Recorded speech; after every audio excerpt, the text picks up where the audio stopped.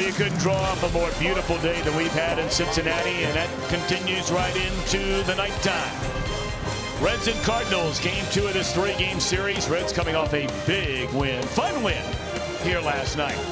Hi again, everybody, alongside the Cowboy, Jeff Brantley and Jim Day. I'm Tom Brenneman. Welcome to Reds baseball, and what a game. I mean, last night, look, neither one of these teams right now you consider to be in the hunt for a divisional championship, but last night with the crowd, the game felt like a playoff game. I would agree. I thought it was a well-pitched ball game from both sides, really. But you look at how the Reds pitched in this ball game, especially with a guy coming out of the bullpen in Asher Wojciechowski, and I really thought that he handled the moment well. I mean, there's a lot made out, especially when the Cardinals come to town. He pitched awfully good. Lorenzen with a huge strikeout with the bases loaded, and then it's closing time, and that means Rysell. We take a look now at the pitching matchup tonight, and look, let's be honest about this now. At least as of tonight, as we're sitting here, the young man who's become the Reds' ace is getting the ball tonight, and that's Luis Castillo. And Ace is right. I mean, that's what the Reds are looking forward to. And this is a kid that really skipped AAA. I mean, he came straight from AA to the big leagues. A kid basically a year ago didn't really even possess a breaking ball. But oh, does he have a changeup and a fastball for you. And not afraid to throw it. I think when you look at Luis Castillo, you see a kid with some moxie, some drive, and aggressiveness. He comes right at you. He understands attacking in the strike zone. That was Ozuna with a swing and a miss at a changeup, and this kid will throw the changeup at any time. All right, you have the young stallion, if you will, and Luis Castillo, and his mound opponent tonight has had a really, really, really good career. The native of Brownsburg, Indiana, and right-hander Lance Lynn. You look back on Lance Lynn's stats. Take out 2016. He missed 2016 because of Tommy John surgery. If he wins tonight, he'll have 5 straight years with double-digit wins. This kid throws strikes. He comes at you, and really probably doing him disservice, calling the kid. He's a vet. All right, when we come back, if you want to know what's going on with Joey, in the old days, Brandon, and especially right now with Billy Hamilton, you turn to one place, and that's Jim Day.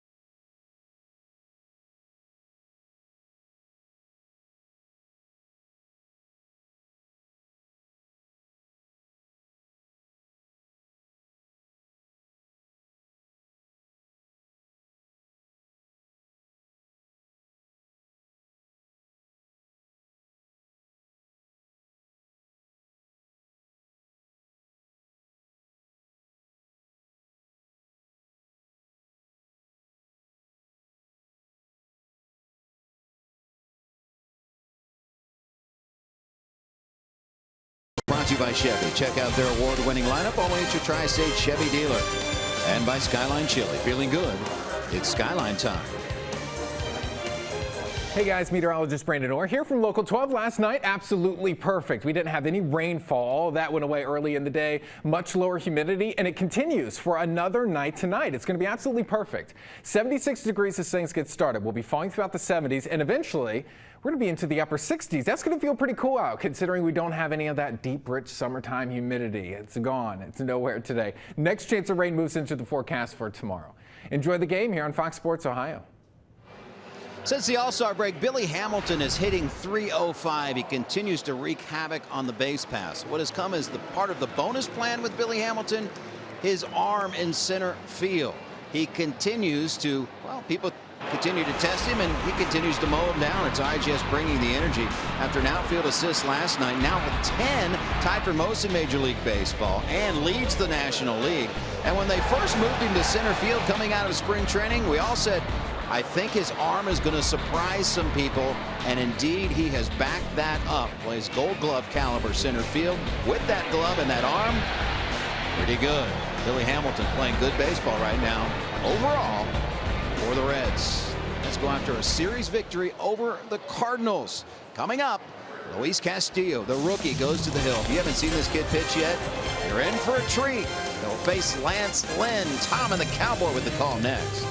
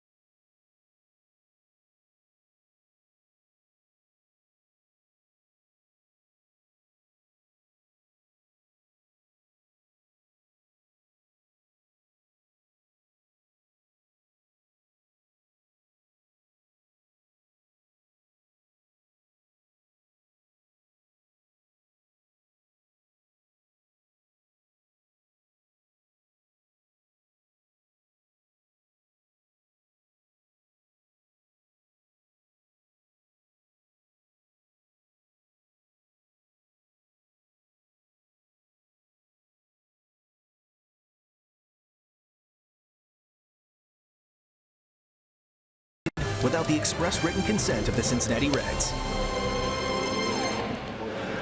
Well, the 24-year-old Dominican native Luis Castillo making his way to the mound in preparation of what will be his 9th major league start, all as a Cincinnati Red. And here's a lineup under Mike Matheny. He'll be facing for the Cardinals, presented by Menards. Carpenter to lead things off. Pham in center. DeYoung at short. Jerko in the lineup down at third. That's cleanup. Molina catching with Jose Martinez in left. Piscotty in right. Colton Wong, the second baseman. 9-game winner Lance Lynn on the mound. And Cowboy, I know you've been very impressed with Luis Castillo. I look forward to watching him pitch. And it's not that anybody else you're not looking forward to, but this kid competes. He competes within the strike zone, and he's just got that slow burn about him. I enjoy watching him take the mound. All right, here we go. Matt Carpenter's a guy who, you know, more times than not is going to make you work. It is a fastball in there at 97 miles per hour. Strike one, and we're underway. Lance Barrett, the home plate umpire. Brian Addeton down at first. Jim Reynolds, a crew chief, at second, and Brian Knight, the umpire, at third. Changeup misses away. 1 ball and 1 strike on Carpenter. Just a .246 batter. 14 home runs and 48 runs batted in. Boy, that's easy. 98 gas right there by Castillo.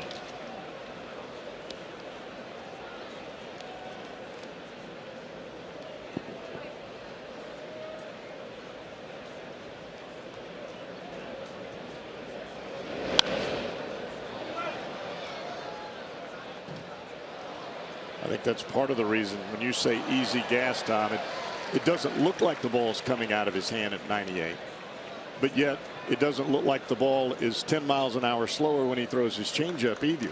They look exactly the same until the ball gets to the plate.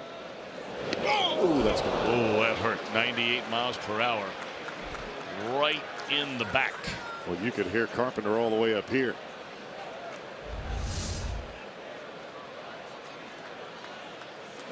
More like in the rib cage. Knock the breath out of him.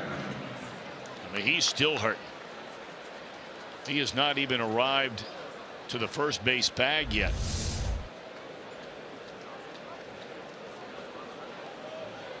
Right back there is where the kidney comes in, where if you get hit in the wrong spot. Remember the story years ago, Mark Grace telling us that when he was playing for the Cubs and they played the Arizona Diamondbacks, Randy Johnson hit him with a fastball in that same spot. He said going to the bathroom the next number of days could not have been more painful.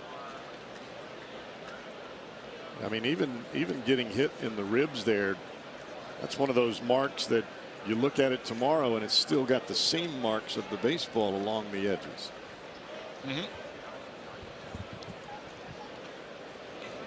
All right, now Tommy Pham, very impressive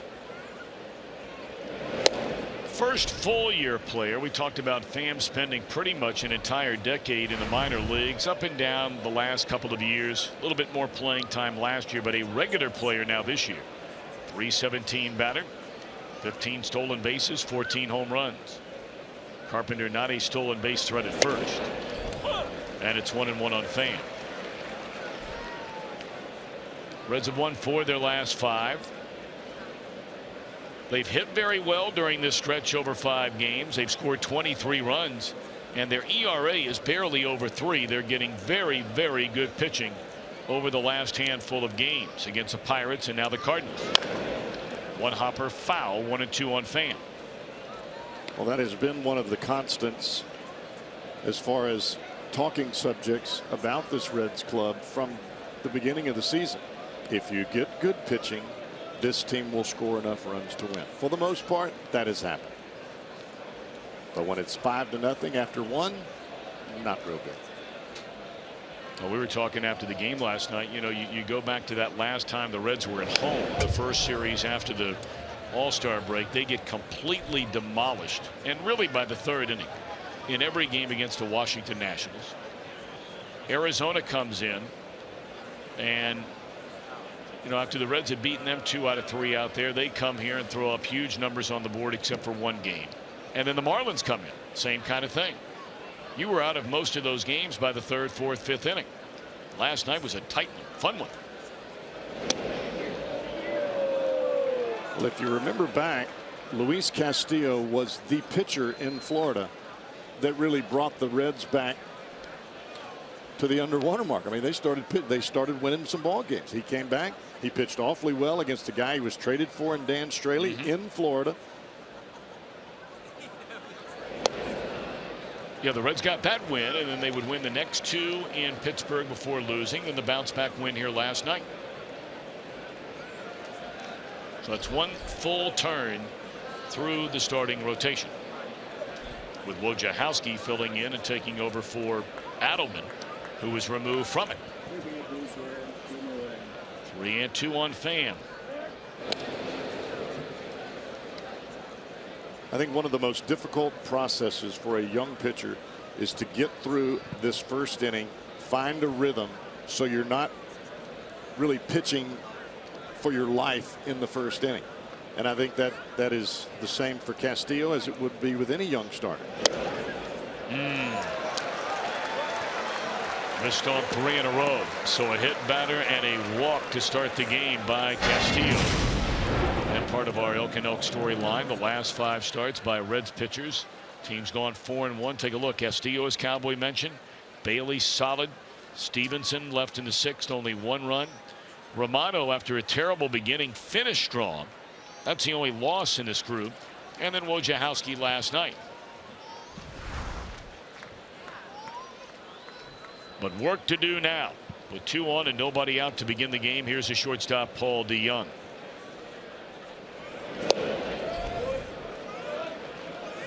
The reason I say it's difficult early for a young pitcher, if you're a veteran guy, you know how to fix yourself and make the adjustment.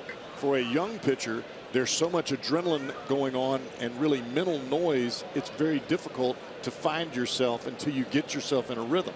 You get a rhythm early, you get a quick first inning, all of a sudden you feel good about yourself, things kind of smooth out.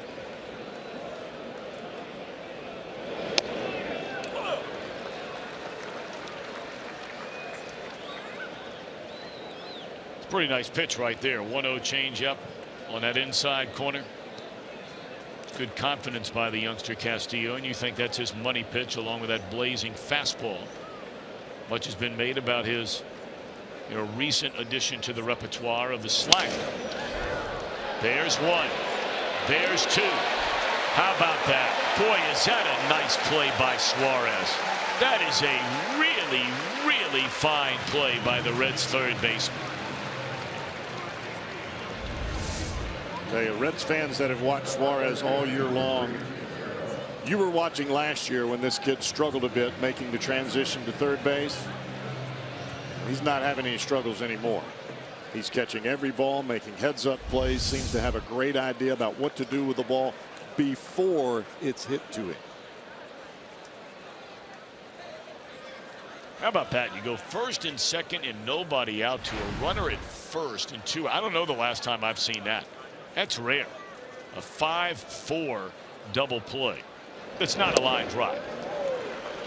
Well, Jim Day was talking about Billy Hamilton and his defensive prowess with his arm, not with his legs. You look at this Reds club overall, they play great defense. Yes, they do. They catch the ball. They know where to throw the ball. They understand the defensive process of the game. There are 3 things that can make a bad season look horrific. Terrible starting pitching, terrible defense, and terrible base running. The Reds have only had one of those 3 things, because defensively and base running wise, they've been really, really good. Starting pitching, not so much. 0-2 on Jed Jerko. And the youngster trying to get out of this inning. And he will. How about that? Go ahead, let me hear it, Cowboy. Come on. Nice.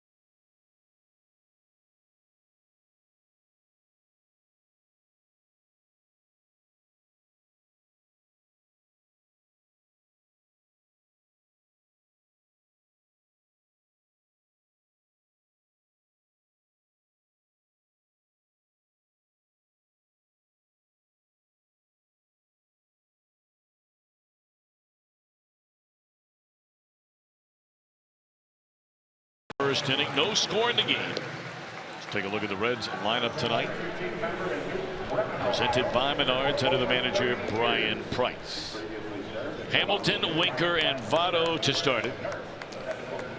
Followed by Duvall, Jeanette, and Suarez. Mesoraco back in the lineup tonight. Peraza at short, Castillo on the mound. And starting it for St. Louis. Turned 30 years old back on May the 12th. Still makes his home in Indiana. Grew up in Brownsburg, Indiana, as Lance Lynn. Well, the Reds lineup is catching Lance Lynn while he's hot. 3-1 with a 1.47 ERA in 6 starts in the month of July. And he's a guy that's really pitching for a contract. Those are the most dangerous veterans out there. So Billy to lead things off. Jim Day told you all about Billy Hamilton, as he generally does. All over the story. I mean, not only knowing what's going on, heck, he can imitate him. He can almost do Billy Hamilton as well as Billy Hamilton does Billy Hamilton. 1 ball and 1 strike.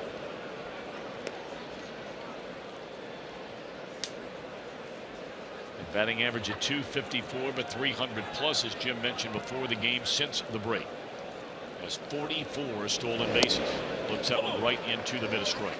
How about the repertoire of Lance Lynn? A lot of fastballs. You're going to see sliders usually the second time around or when he gets in trouble. But for the most part with Lance Lynn, he's going to hit all 4 quadrants of the strike zone with the number 1.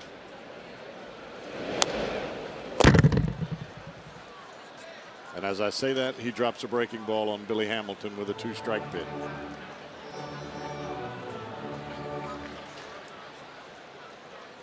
And this guy's had so many just outstanding years for the Cardinals since becoming a part of their regular rotation in 2012. Won 18 games that first full year in the big leagues. That's into right center. Pham will run it down. But then he's had win seasons of 15, ERAs into 3s. 2014, his earned run average in over 200 innings was 2.7. Won 15 games that year. 12-game winner with an ERA exactly at 3 and 15. Then the injury that sidelined him all of last year, Tommy John surgery, and here he is so far in 2017. ERA again the very low 3s, and on his way to another 200-inning season. 33, 34 starts.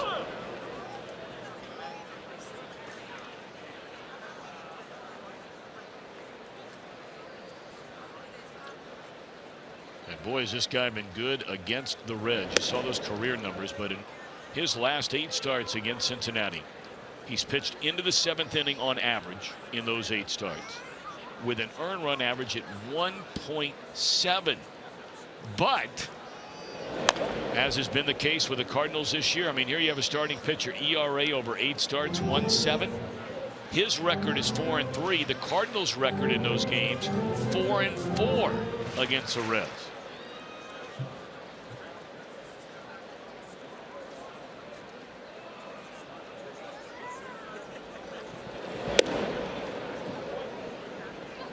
You'll see Winker with a count of 2 balls and 2 strikes. You look at the radar gun, and most of the pitches that you see in the early part of the ball game from Lynn, 88, 89.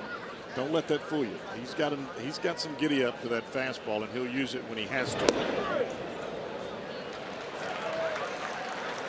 fastball there, great location. That takes care of Winker. So the first 2 gone. Look at the Cardinals on defense, presented by Ford. Martinez gets a start out in left field tonight. No Grichuk.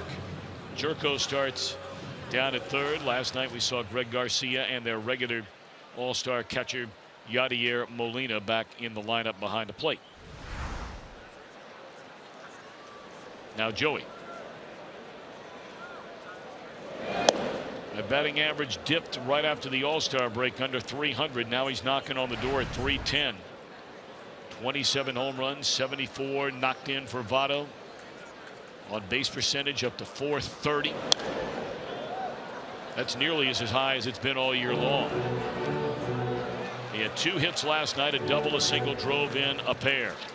Yeah, you look at 10, 11, 12 games after the All-Star break, things were a little bit slow. Well, he made up for that in a hurry. High drive into right field, and 1-0 Cincinnati.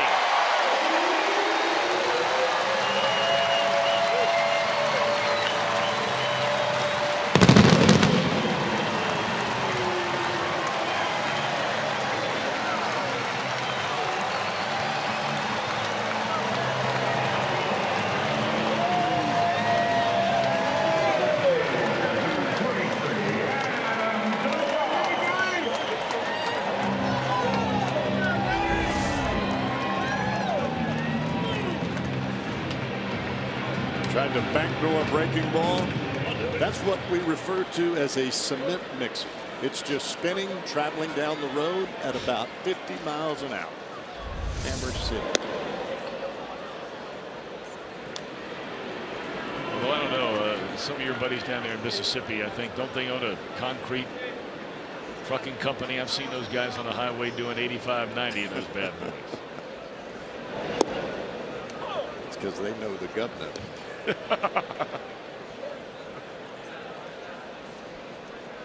They're tight with Haley Barber down there. Haley's not there anymore. No, I know he's not, but he's still big. He's still big.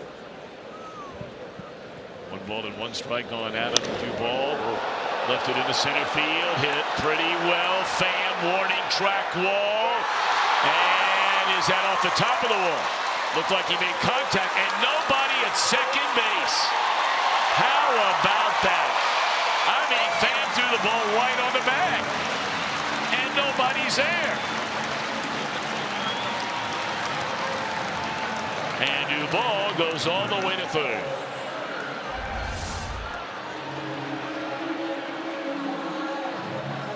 I thought that ball was out of here when it came off the bat. Brian Price may ask the umpires to look at it.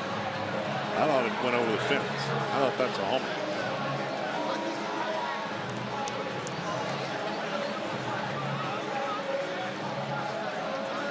No, maybe not. I thought so too. Didn't we see that last night where it did. hit right on the yellow line and Yep. bounced back in? That seemed to be, that was a catchable ball. Now, I know it's right on the fence. It would have taken a great play, but it was a catchable ball. See, this is one of those Cowboys, although we were surprised on a couple of calls last night that they looked at. Let's see from a different angle. No, that's top of the wall. Unless, again, there's something back behind it that we don't see. It's a tough angle, but one that should be reviewed.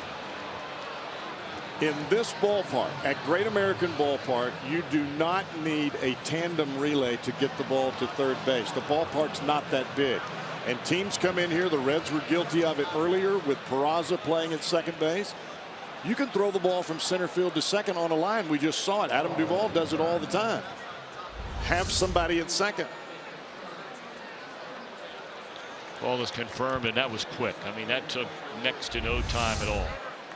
So Duvall stands at third, and now Scooter. It's where Jeanette has been at his best this year. I mean, when you have the amount of playing time that he has had most of this year until recently, and to have 60 runs batted in, when you have guys on base, you're doing a lot of hitting and a lot of run producing. He has a runner at third with 2 outs.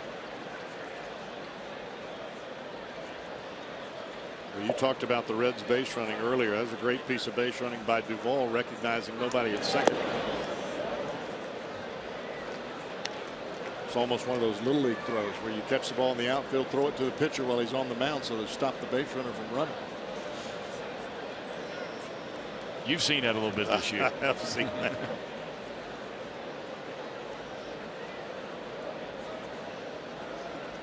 Runner at third. Reds lead 1-0. And Jeanette, a 2-0 pitch off to the third base side out of play. I would think that this matchup tonight favors Scooter Jeanette with Lance Lynn on the mound. Lynn, a lot of fastballs, as I mentioned earlier, and Jeanette, he hits fastballs for a living. A whole lot of them. Got in on him there, forcing a pop up into short right center, and that's all for the Reds. But they get the Joey Votto home run, And at the end of one, the Reds are off and running. 1-0.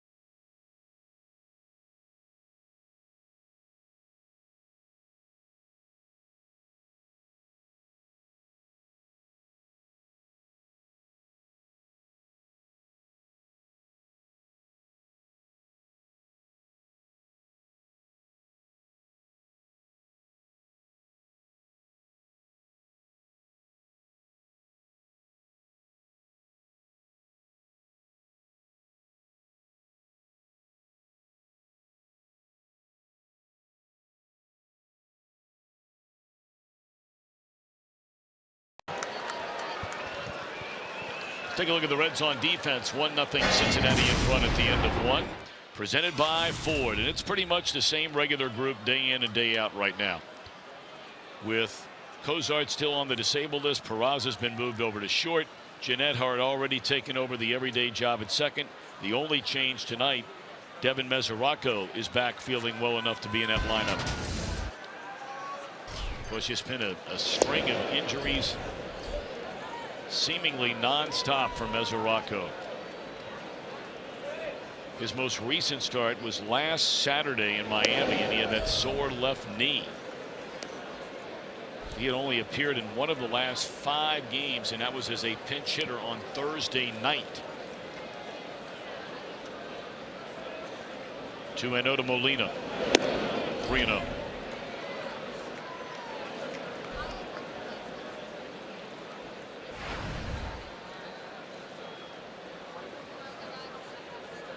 Remember, Castillo hit a batter, walked a batter to begin the first inning, and now he's issued a 4-pitch walk to Molina to begin the second.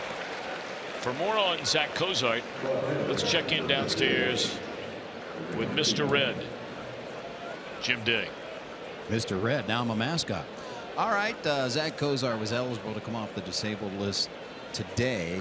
Brian Price wants to give him one more day. He's passed all the tests on the field, in the field, on the base path. He said before the game, not only will he be activated tomorrow, he will be in the lineup tomorrow. Boy, I tell you, I wish I had $1. It's great news about Cozart, obviously. I wish I had one single dollar bill for every time that Dusty Baker or Brian Price, as manager of the Reds, has forced Jim Day to say one more day. I mean, that's the MO for both those guys, whether it's a guy coming off the DL or a guy who's already been activated from the DL, or maybe he's been nicked up for a few days to give him one more day. Dusty would live by that. The player would say, I'm ready to go, and he'd say, one more day. Give you one more day. I think that's the best way to do it. You protect the players from themselves.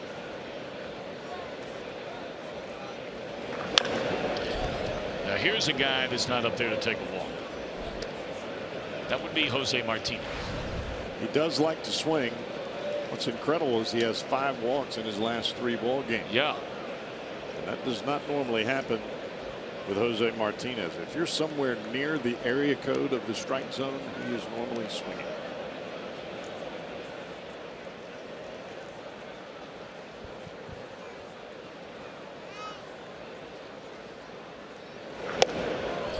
He's not going to swing at that. We saw Martinez draw a walk. That was in that 7th inning when Wandy Peralta did not throw anything near the strike zone to him.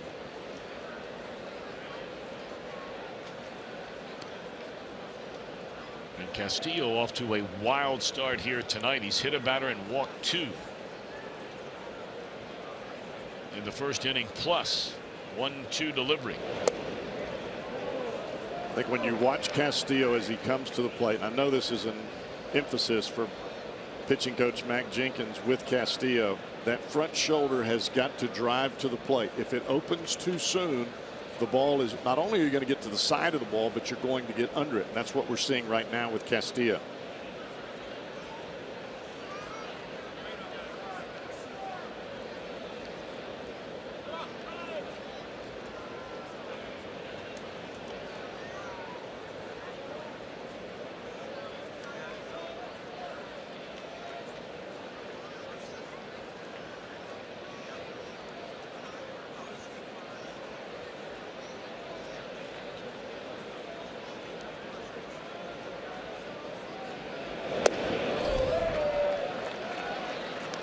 So after getting ahead 1-2, it's now 3-2. When that front shoulder leaves early, you're either going to pull the ball as a right-hander. You're going to pull the ball into the left-handed hitter's batter's box, or you're going to miss arm side, as we're seeing now. It's hard to get the ball to the plate. But as a pitcher, it's your job to feel that early. You've got to be the one that makes that adjustment. Bouncing ball. Votto will look. No play on Molina there. He'll take the out at first base. I mean, that's ball 4. That ball's neck high up and would not have been a strike. And when we made the comment last night and again tonight about this guy's not up there to walk, that's not to suggest that if you don't throw him strikes that he won't take a walk. And he's proven that, as you gave some of those numbers and we showed you there a minute ago. But he likes swinging that bat. He wants to swing it. That's a long stride, isn't it? Big kid.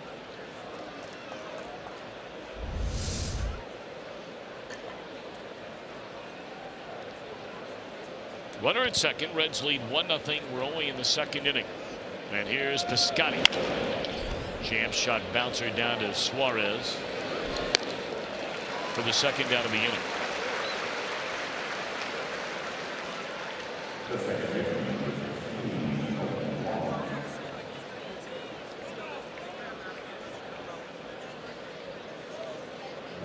We see so many pitchers now that look like they're throwing out of the stretch when they're really throwing out of the windup, as the Reds will intentionally walk Colton Wong here. And mainly for this precise reason, to guard against that front shoulder flying out of the windup when you take that big step back. Lance Lynn is 3 for 38 as a pinch hitter. That's one of the interesting decisions, and we've talked about it many times on the air, how managers look at this sort of situation this early in the game from many different points of view. Much like personalities are different, so too is managing in the kind of situation we see here in this inning. Runner at second base, you're only in the 2nd inning, number 8-hole hitter coming up. Some managers, they're not even going to take a chance. Put the guy on, get the pitcher out, let's move forward. Other guys are saying, I remember getting into a lengthy discussion about this many years ago with the manager Jimmy Leland, where he said there is no way in the world I'm asking my pitcher in the 2nd inning of a game to walk the number 8 hitter. He said if we can't get the number 8 hitter out, we're probably not going to win the game. That's his feeling on it.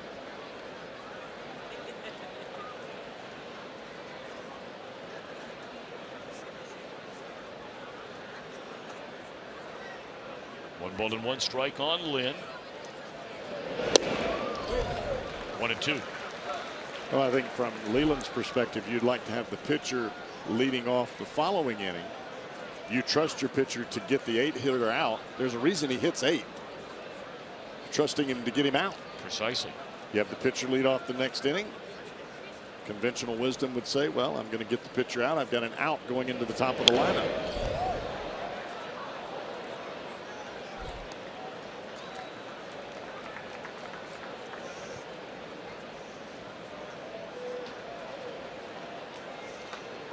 Cubbies won earlier today. They beat the Washington Nationals 7-4.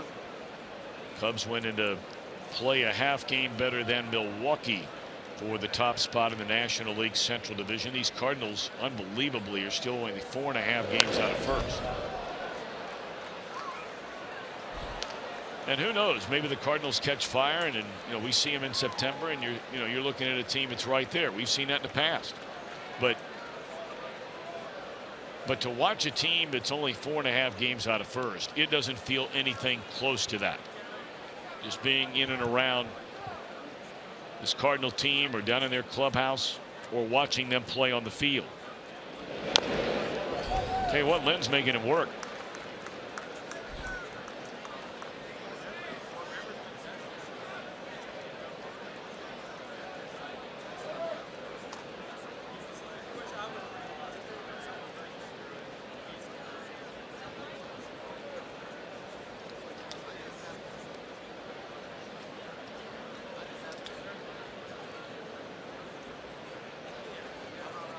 Let's see if Mr. Castillo can tie a ribbon around this second inning. And this should do it. A walk, an intentional walk. Cardinals lead 2. Reds lead 1-0.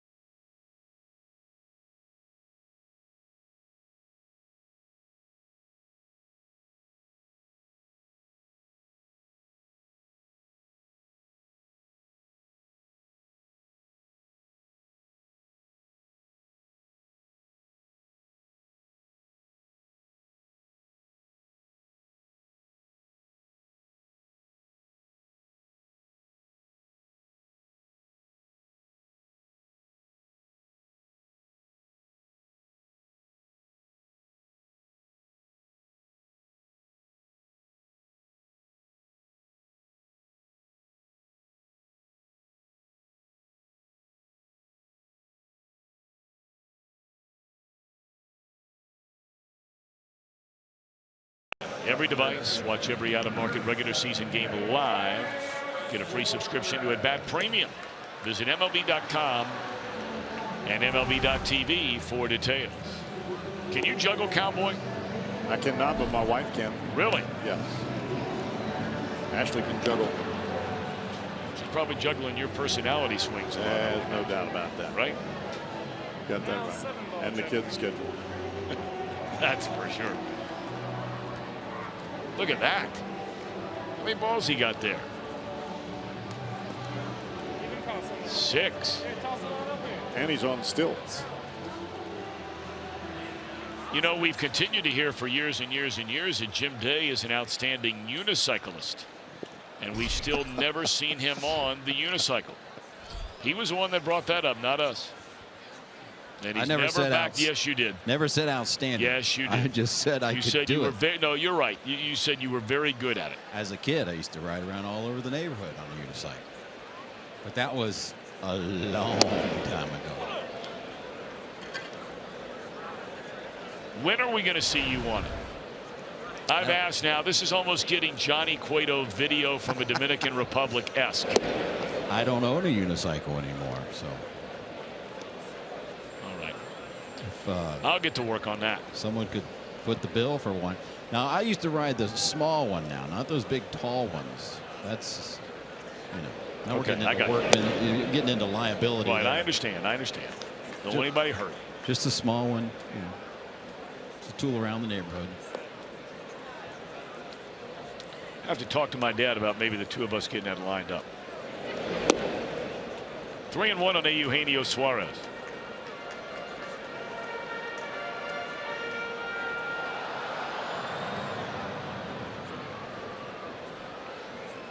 See what Suarez has done the last 5 games. 5 hits in his last 16 at bats, and he draws a walk to open up the Reds' second inning. Joey Votto homered in the first. That's the only run for either team.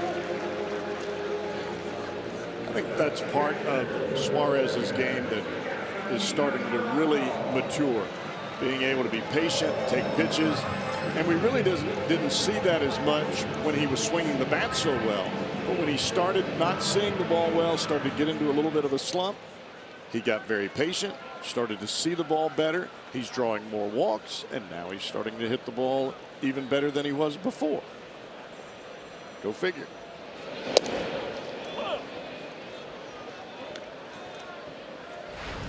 Well, only 6 players in the National League see more pitches per at bat than Eugenio Suarez. He's at 4.21. That may not sound like a ton, but hey, if that's 6 most, that's a ton.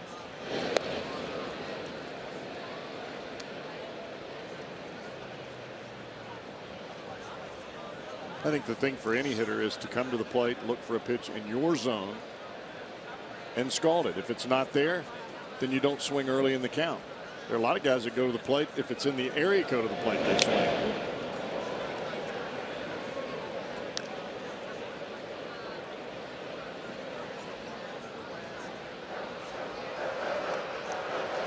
We told you the Cubs beat the Nationals earlier today, 7-4. That was the same score in the Dodgers win over the New York Mets today. And I mean, you know, we were starting to talk a little bit about this Dodger run.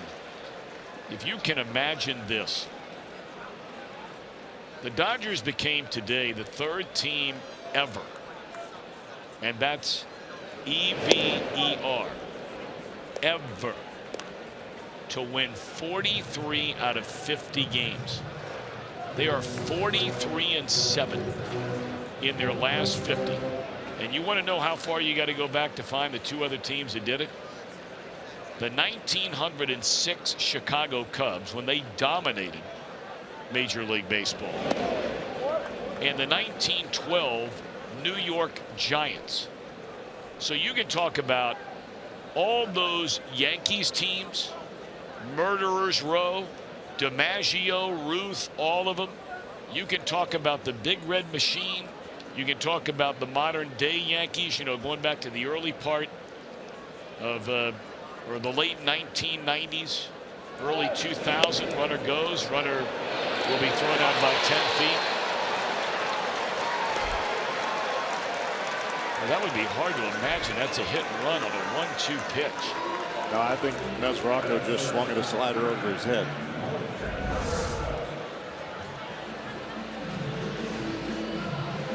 All right, strike him out, throw him out, double play.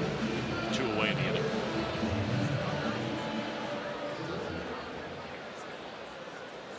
But anyway, just to give you an idea, all of those teams never went through a stretch where they won 43 of 50. In fact, in their last 26 games, they lost 3 times to the same team, to the Atlanta Braves. All 3 losses in their last 26 games, spanning a month. That's incredible, isn't it? It is an incredible feat. But when we close out 2017, you're right. The only thing that's going to matter in Los Angeles is, did you win the World Series? That's exactly right. Because if you didn't, we forgot all your names.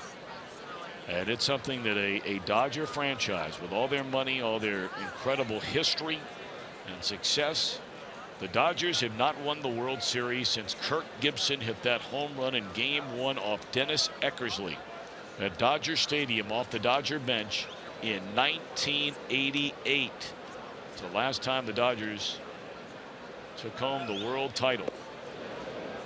1-2 on Jose Peraza.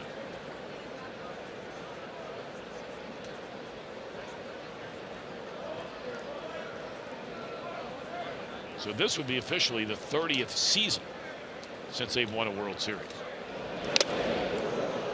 That went off the mask of Molina.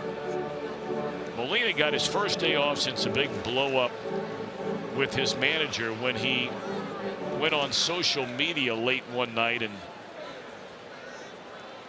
in a not so backhanded way lit into his own skipper Mike Matheny over comments Matheny had made that didn't sit very well with Molina.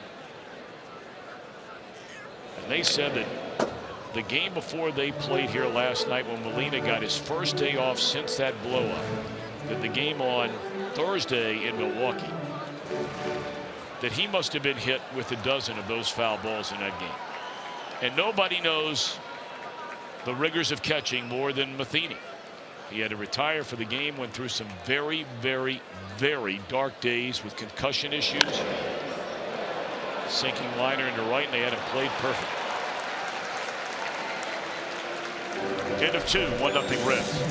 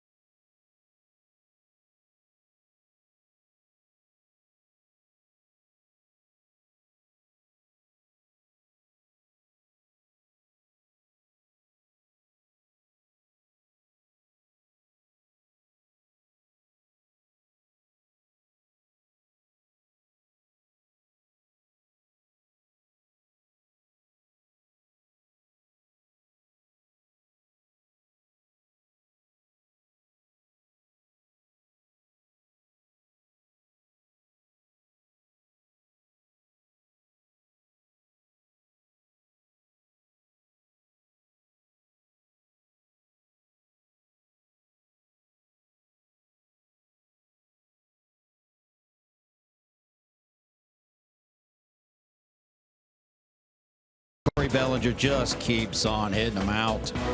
31st home run today in a 7-4 victory over the Mets. The Dodgers now have 78 wins on the season against 32 losses. Time now for the Unlimited Baseball Break, brought to you by T-Mobile. Yu Darvish, 7 shutout innings in the Dodgers debut last night over the Mets in New York. Bartolo Colon, known as Big Sexy, oldest pitcher since Jamie Moyer, age 47, to record a 9-inning complete game, his 37th complete game of his career. And how about Giancarlo Stanton? He hit a 78-mile-per-hour knuckleball off of R.A. Dickey, 477 feet.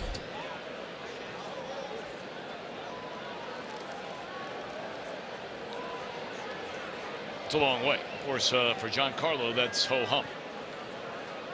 Well, when you're hitting a knuckleball, you're creating your own power. You're not really using the speed of the pitcher. It's one of those guys, when you look at Aaron Judge or Giancarlo Stanton, you think, all right, I'd like to see the straight connection on a Chapman fastball with their best swing and just see how far it would go.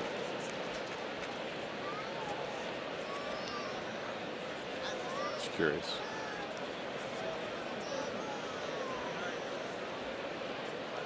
It would go a long way. Well, you would think. You would think. I mean, maybe you hit a line drive. You know how that goes sometimes. You don't have maybe the right plane on it. I want that perfect launch angle. Yep. With the perfect velocity. And pow. Boom.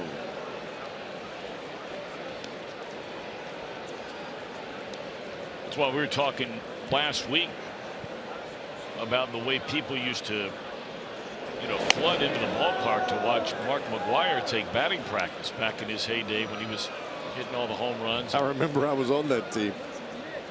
They would pack it.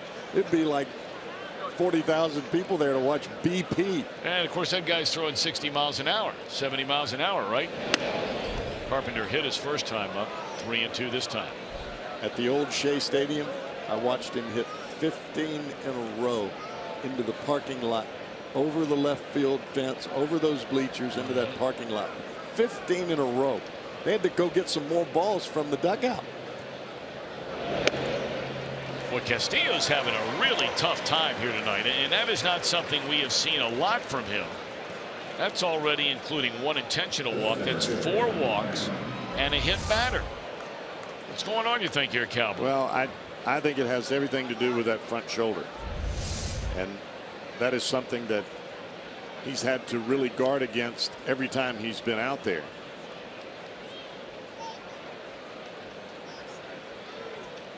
But it looks like he's really bringing it out early and not on top of the ball. He was on top of that pitch there. You can see him starting to get a little frustrated. He snapped that ball back from Mesoraco.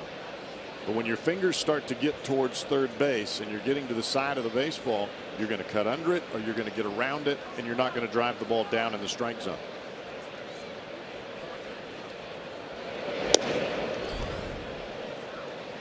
That was just a dead pull, and that's from letting your fingers drop. Front shoulder flies wide open. I mean, watch this shoulder. The shoulder's heading this way. The fingers are coming out this way, and you pull the ball dead left.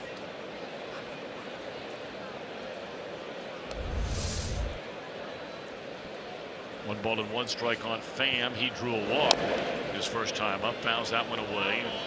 Now 1-2 on Tommy Pham.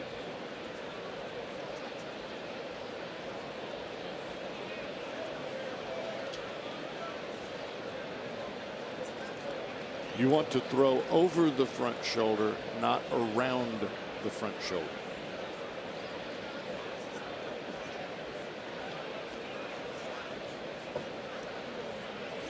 One ball and 2 strikes on Pham. Runner at first, Carpenter. And a slow bouncer. They won't get 2. But they'll get the lead running. And that's the first out in the inning.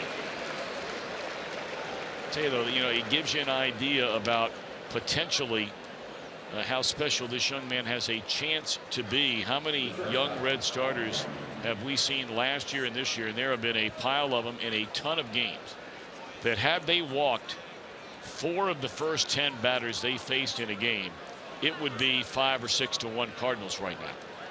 And it's not just the stuff. There are other guys on the staff and guys that have been sent down to AAA that have the same type of velocity that Castillo possesses. But we're talking about internal makeup. We're talking about the belly, the heart, and the head, and just the refusal to give in. This kid's not going to give in. He's just not going to do it. He's not made that way. And that's what gives you the hope of the ace type starter, because those are the guys, they never give in. They're going to fight until you cut their necks. This ball is stung into left center field, and the Cardinals have a lead 2-1. DeYoung, his 15th home run on a 1-0 pitch.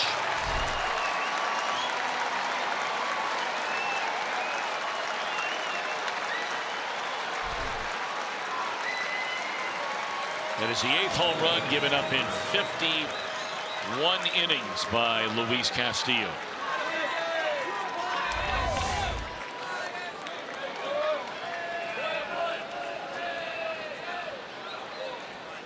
Tries to get the fastball in, and as we saw on a previous pitch, he pulled the ball into the left-handed hitter's batter's box.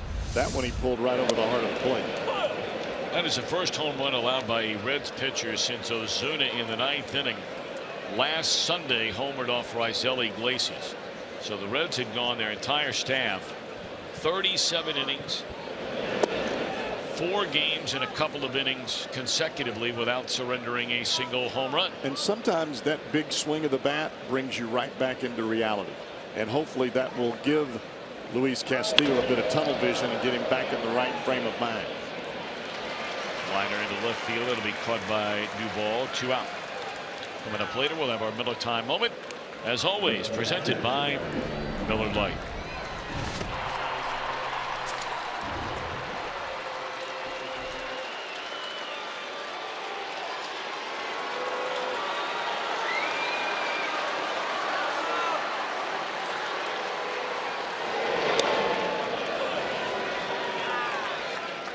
You know, there was a time where Reds fans and Cardinals fans kind of let off of Brandon Phillips and Yadier Molina. They're letting him have it here the last 2 ball games. They did last night when he pinch hit, and they're doing it again here tonight. 0-2 on Molina.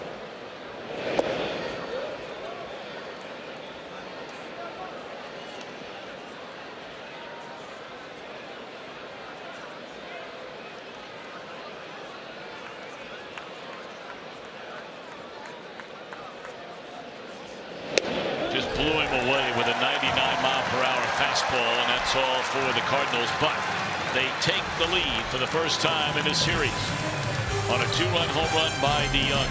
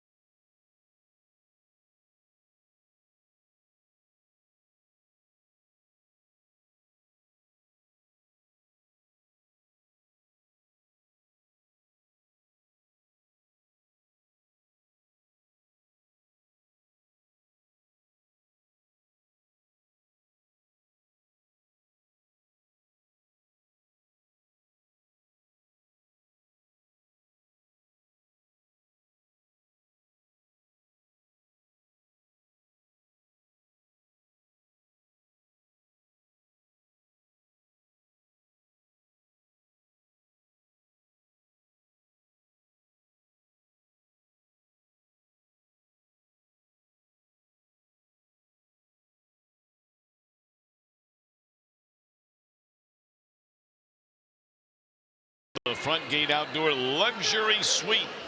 And folks enjoying the night tonight. Get a buffet, full beverage service, great seating. Why not book your next group outing in the front gate outdoor luxury suite? Log on to Reds.com/groups.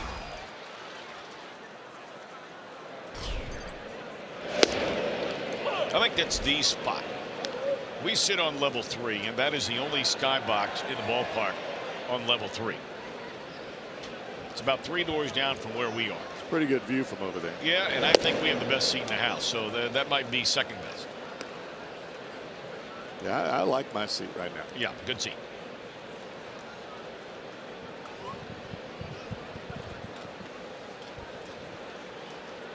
Two-one, Lynn and the Cardinals in front. Here's Castillo.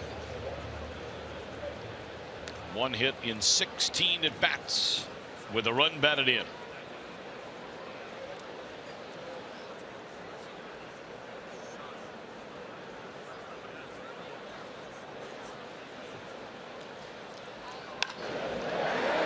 You know, as you're starting to say, and naturally, you know, you say that as a right fielder had an idea about throwing to first. That wasn't going to happen.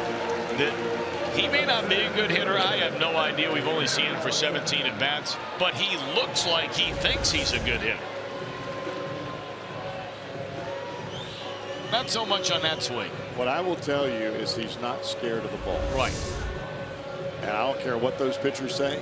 When they square around to bunt and they're falling back towards the third base dugout and they jab at it, they're scared of the ball. They can say all they want, you're showing me that you are. He's not scared of the ball. You know what? I think you just hit the nail right on the head. You just tell by the way he's standing at the plate that he's going to give it a go. It's just in his nature. Talked about it earlier. It's not just on the mound. It's just the way the kid carries himself. And you watch the way that he walks, the way he's not a big talker. Just does it. No, but the thing you like about him, and you know, Cowboy, you and I have both had a tremendous blessing of being around this game for a long time. You as a player and a broadcaster, and you know, me announcing and growing up around it. A lot of times, especially for the Latin-born player, but even some American-born players, when they first come to the major leagues, you know, it can be very overwhelming. You're around people you've never seen before. You know, we didn't see a lot of Castillo in spring training. And you're all of a sudden surrounded by a bunch of people you don't know. You're not sure who you trust.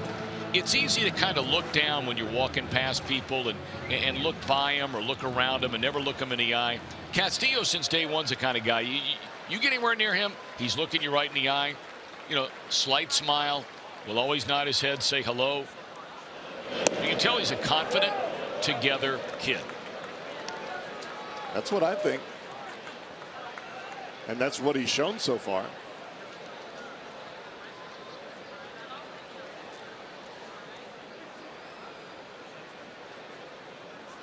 Three and one on Billy. Broken bat and a full count. Look, as much baseball as you and I have watched over the years, we know that this is a hard game. I played. I know it's a hard game.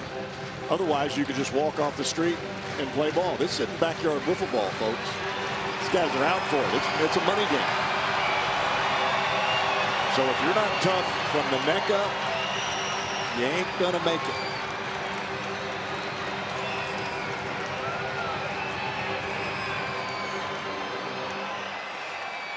Or there have been a lot of guys that might make it. You're not going to stay. But yes. I'm not going to say a lot. That's not the right word. There might be some that make it. But you're right. You're not going to stay. That's off the fanny of Lynn. A little cushion in that area for the big fella. Big old boy now. There's no question. He's a big, strong dude. Look, I'll take one off the backside if I can get you out. Especially a guy like Billy Hamilton.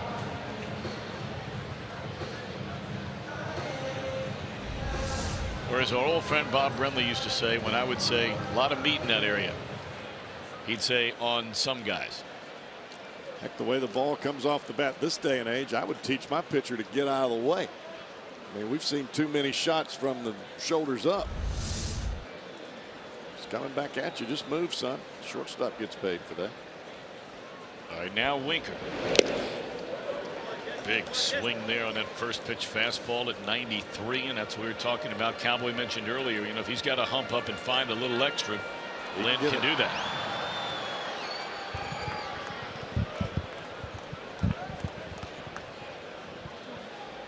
Winker struck out looking his first time. Two away, and the runner moves on to third base. You think there's any way in the world they're pitching to Votto here? I wouldn't. And they're not either. Nope, they're not.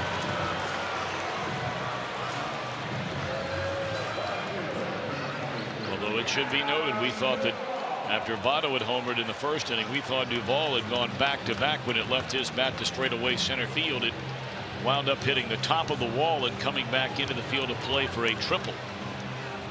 I think that ball in itself just shows you the kind of power that Duvall has. He hit that ball almost down off the end of the bat. Hit it off the center field top of the wall. He's got dumb power. Yeah, he is that old term you used to hear a lot, country strong. He is just one strong guy. The other guy who fits that bill for the Reds is Blake Wood. And here's Fox vision right off the top of the wall and back into the field of play. Dead central.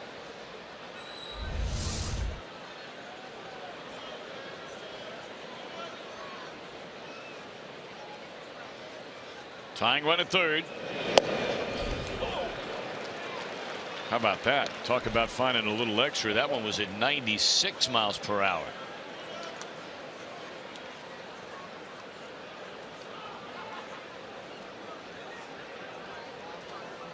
Don't show the hitter your best stuff till you have to. You figure that out when you've been around a little bit.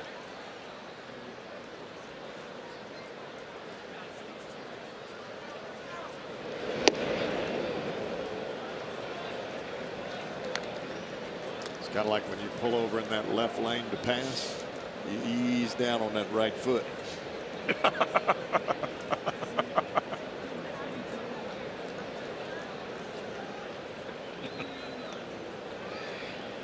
Or in your case, you just stay in the left lane. Yeah.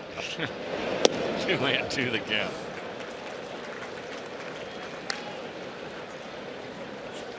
He's down on that left foot. Right foot. I mean right foot. I didn't know that word was in your vocabulary. I thought that would have been replaced by slam down that right foot. 2-2 the count. Oh boy, he might have gotten this one. This is to right. Said no, he didn't. Nope, thought it left the bat a little better than it did. I did too. Wow. All right. Fool me once, as they say. Reds strand 2. They're down a run.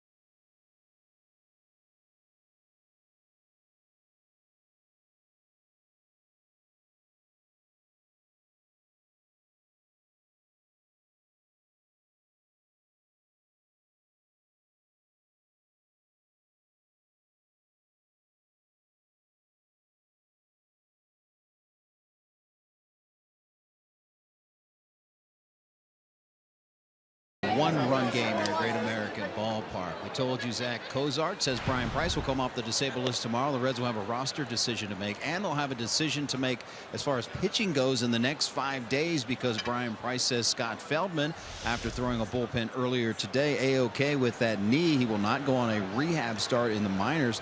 He will return to the into the rotation in the next 5 days. He would not state which day it is. Obviously, someone's got to come out. But Feldman is coming back. And Jim Day, not an off day in sight. You know, we talked earlier how the Reds, because of that makeup game they had last Monday, first pitch line drive right at Winker off the bat of Martinez, one away to begin the 4th inning. Cardinals leading 2-1. When the Reds had to go to Cleveland and play, and then you know, they played a week straight, and then they finally got an off day this past Monday in Pittsburgh. But that would be their only off day again till the 21st of this month, and here we are on August the 5th, 4 against San Diego, and then another 3-city road trip, 3 in Milwaukee, 3 straight night games, a day game in Chicago, and then we'll get a look at that brand new field down in Atlanta for the first time. Reds are in a stretch where they are playing 37 games over a 38-day stretch.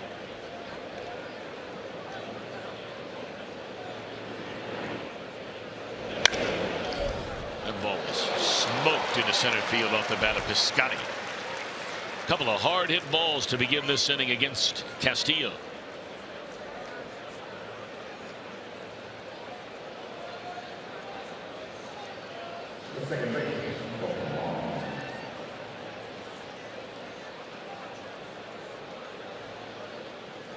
Reds scored on a Votto home run in the first inning, if you're just tuning in, and the Cardinals got a 2-run home run from their shortstop Paul DeYoung in the third. Here's Colton Wong.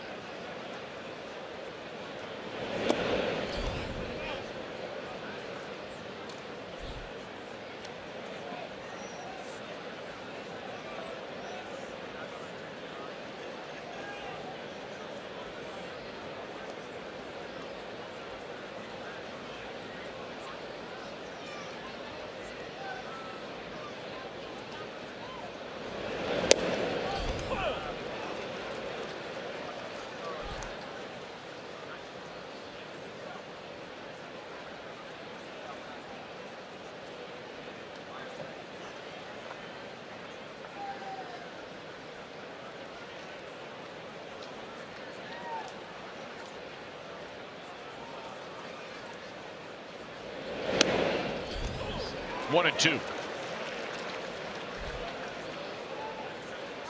It's a big out right here for young Luis Castillo. I'd like to see him get a quicker inning right now, because that first 3 innings, that was a bear. A lot of pitches early.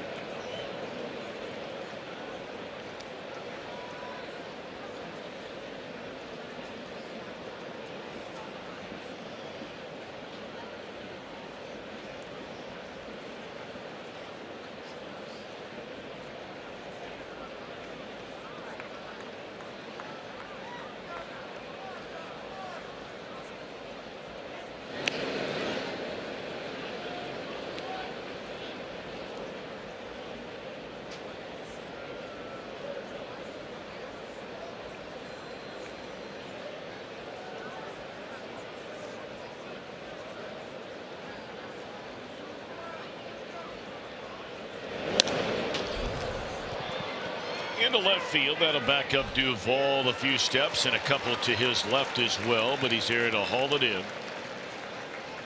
Slowly but surely, you're starting to see Castillo drive the ball back down into the bottom of the strike zone.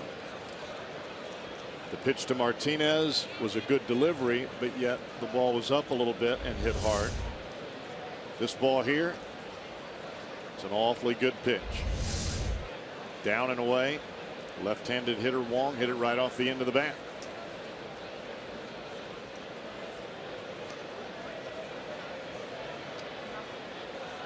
So now the pitcher Lance Lynn. First pitch swinging, that helps. So Castillo finishes off the Cardinals, allowing a hit and a man left. Middle of the fourth, 2-1 St. Louis.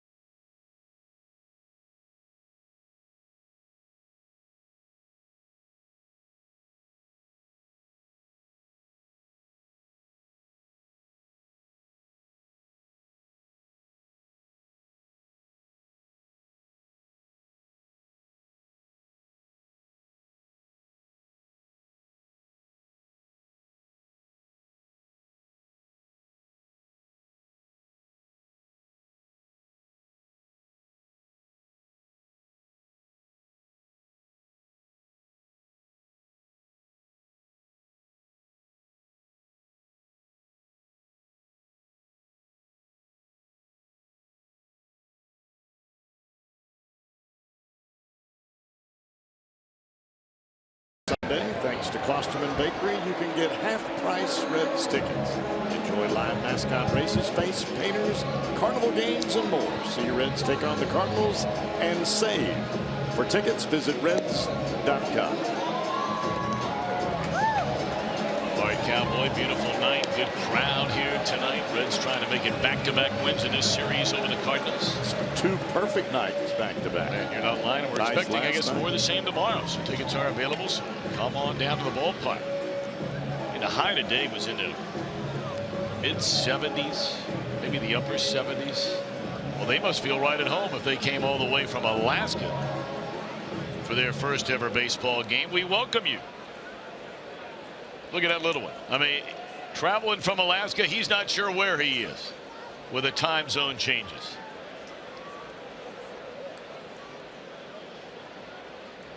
Just like home, Daddy. It's daylight all day long. That's exactly right. Did you ever play in that Alaskan summer league? Huh? I did. How'd you like it? You'd walk out at 4 o'clock in the morning. It was like noontime. Sun's up 24/7. Crazy. And you're a guy that can sleep a little bit. There ain't no doubt about that. I was sleeping in the basement. They didn't have windows. No windows in my room. Didn't have to pull a curtain. Didn't have to do anything. Just close the door. And that was taped up, the curtain. Close the door and shutter. And kiss the baby. You got that right. On to the right side. Why did I know you were in the basement without you even saying it? One away in the inning. You know those curtains when you go to the store that says blackout? They invented those for me. I am well aware of that.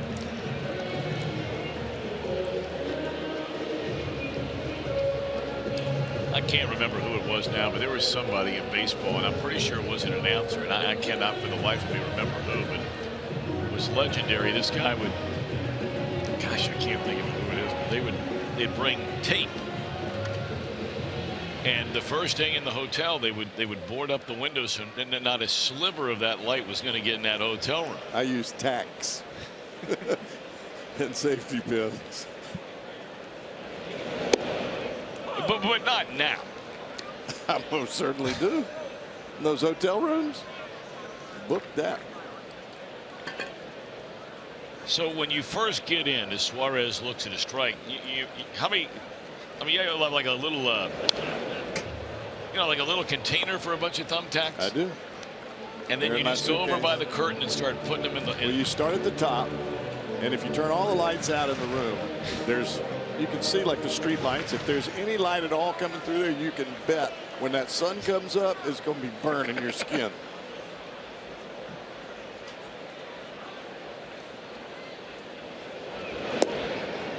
So you just take all the guesswork out of it. We're not even going to go down that road. Well, I go to the end of the curve. There are some of the hotels that we stay in that have actually a Velcro on the end of the curtain. You know what I'm talking about. I check that first. If they've got that, I use that. If not, Tax City. Here's strike 3 to Suarez.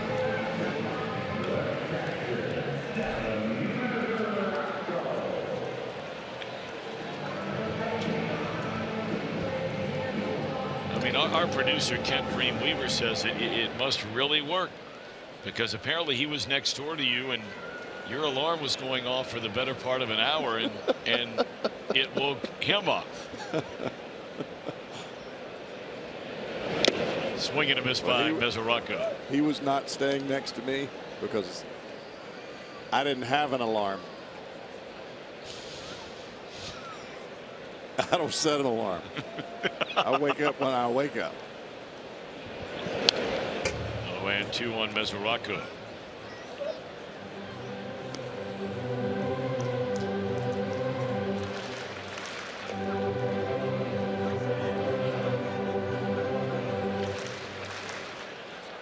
My alarm sounds like this. Honey, the kids have been up for a couple hours. That's what mine sounds like.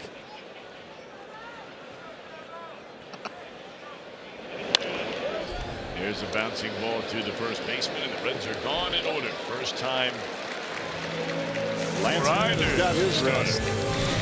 Yes, indeed.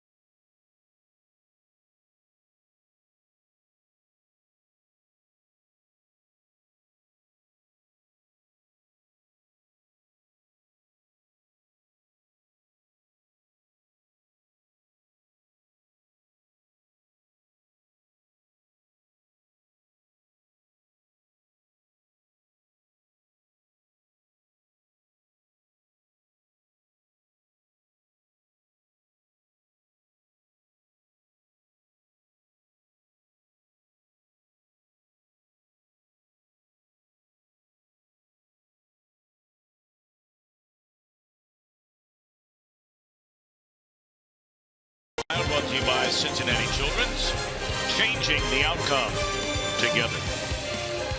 And by your local Ford dealer, Ford. Go further.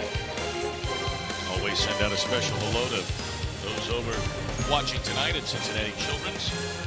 Hoping you've had a great day today and praying for a better one tomorrow. Here through the front four, 2 runs, 2 hits for St. Louis. They scored their 2 runs to the Cardinals on a 2-run home run by Paul DeJong in the 3rd. The Reds have 1 run on 3 hits. Their run came on a solo shot from Joey Votto in the 1st. So top of the order already for the 3rd time. Carpenter has been hit by a pitch and drawn a walk.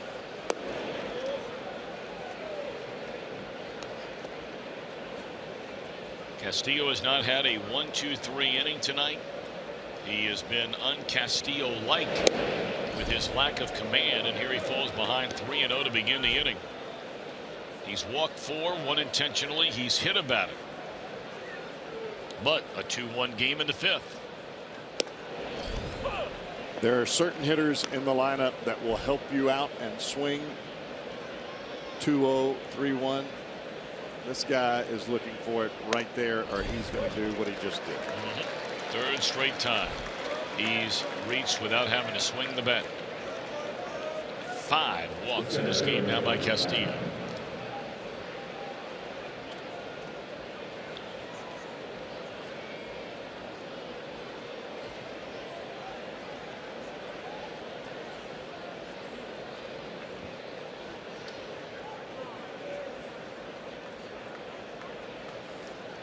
The only other time Castillo has walked this many batters in a major league game was his very first major league game. That came against the Washington Nationals. And now it's ball 1 to Tommy Pham. You could really sense this at the beginning of the ball game because Castillo was not working quickly, and you could see Mesoraco pointing to the first base side. The reason Mesoraco is pointing towards first base is not to remind him of the base runner, but it is to remind him that his shoulder's pulling out and stay over the top of that front shoulder.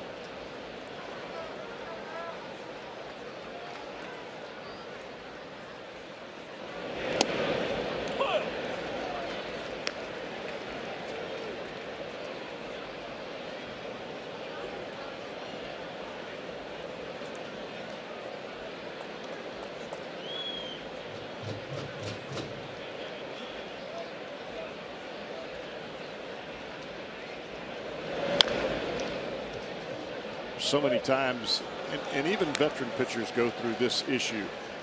You feel like in order to get something extra on the baseball when it's crunch time, you have to clear that front shoulder quickly to get your hand through the ball. It's not the case. You stay behind the front shoulder as long as possible. That allows you to drive the ball to the plate, and then you get further extension on the ball as you release it to the plate. Should be 2 here. Jeanette, Peraza, and you'll take that all day, every day. Good pitch down in the zone. And normally for Tommy Pham, a good fastball hitter, but this one got right in on his hands, that hard running fastball.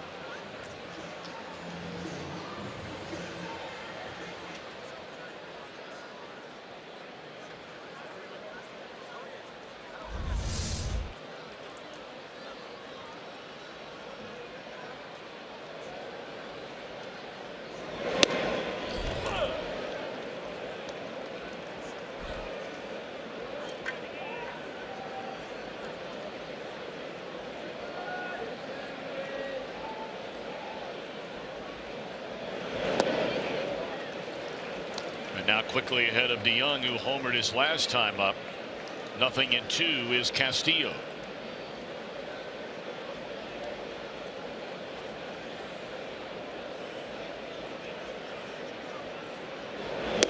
And that's good morning, good afternoon, and good night. Pretty good changeup there. 3 strikeouts for Castillo. He trails 2-1.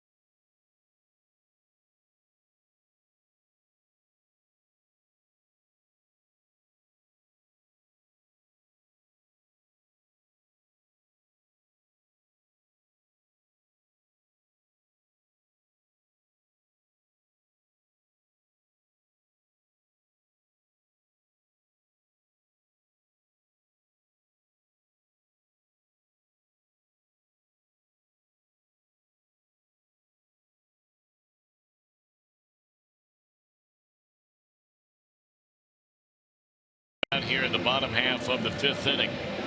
Against Lance Lynn, it'll be Jose Peraza, then the pitcher Castillo, and back to the top in Billy Hamilton. Hey, let's check in somewhere with Jim Day. I made it out to the Kroger bleachers. You showed this picture earlier. We drove all the way from Alaska for our first Reds game. Couldn't resist coming up here and getting the story behind Nice. it. Yes, all the way from Anchorage, Alaska. This is Malvin Viamonte and Heather Viamonte, his wife.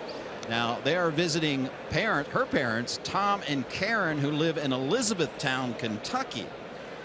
And the youngster here, Luca, he is out. His first Reds game. I mean, there is nothing waking this dude up. How long did it take you guys to get here? It took us 13 days to get from Anchorage down here to Elizabethtown. 13 days. It did. It was very long. And you're on your way to Georgia, I understand, correct? And you just wanted to take him to his first baseball game. That's correct, yes. we want it, yeah. Is he going to remember this experience? We hope so. Yeah. Luca, my man, you're on TV. Yo. No chance. He is out. Now, Tom over here is retired Army. Thank you for your service, by the way. Got to be exciting that they drove 13 days to see you. Oh, we couldn't wait to see them. They've been gone now 3 years. Yeah. So we've been blessed to be able to make a trip up there, but it's been a couple of years since we've seen them. Is he going to be a Reds fan, Luca, even though he's not? Well, he's awake. We had it. Well, his eyes were open for just a moment. Now back in Mom's arms and out again. You going to make him a Reds fan? We will do that. Yes, sir. All right. You know, you do whatever you can to be a Reds fan. Even 13 days, 3,800 miles from Anchorage, Alaska. Unbelievable.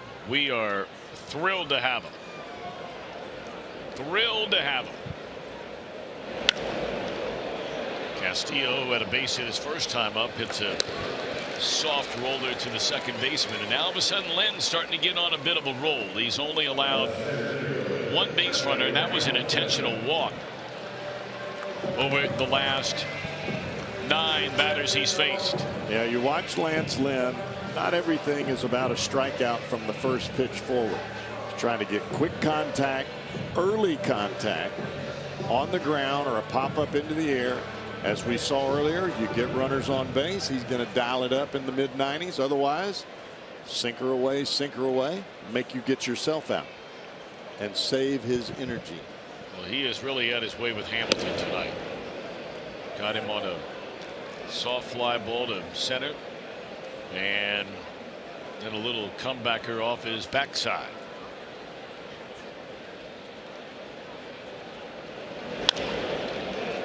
Jams him here, and the center fielder Pham makes the catch. That is a 7-pitch inning for Lance Lynn. We're off to the 6th in a 1-run game.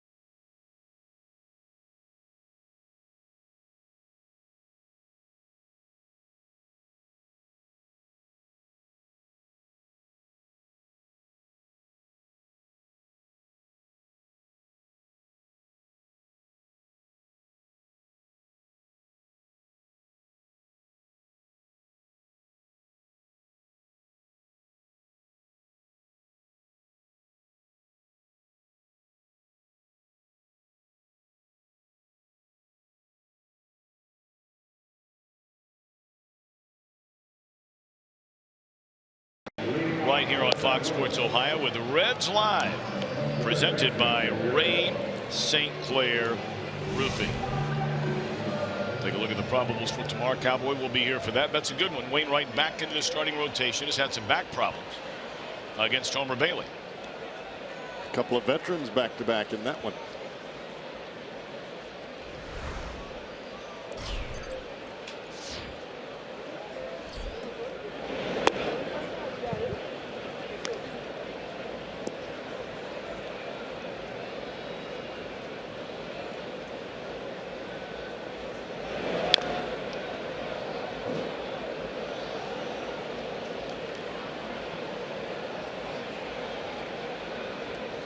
You got 4, 5, and 6 against Castillo at the 80 pitch mark as we open his 6th inning.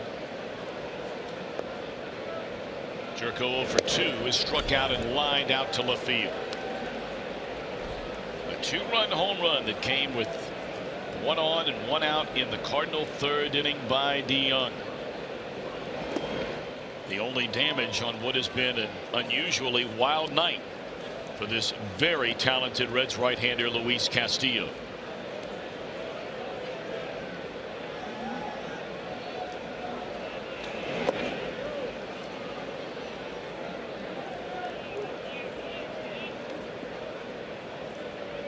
There are going to be nights as a starting pitcher where you take the mound and you don't have your best stuff. There are going to be other nights where you have great stuff, and then there are going to be a few nights where you have nothing, and you've got to figure out a way to change speeds within the strike zone. You can't just give up and say, well, I just don't have it tonight. And I think that's what we're seeing from Castillo here.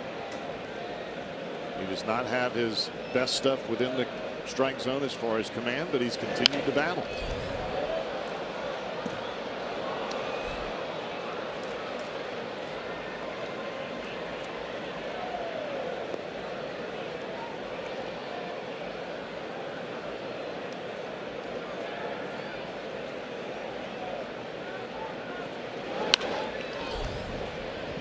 Well, he keeps grinding, gets a ground ball out on the roller to Jeanette, one away, and here comes Molina.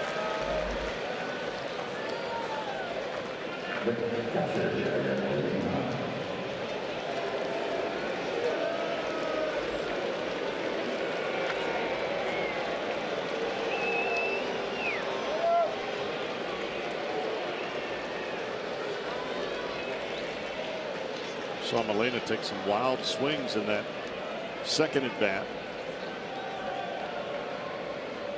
His first time up he walked, and the last time Castillo just blew him away, and this time he starts in first pitch changeup, strike at the knees.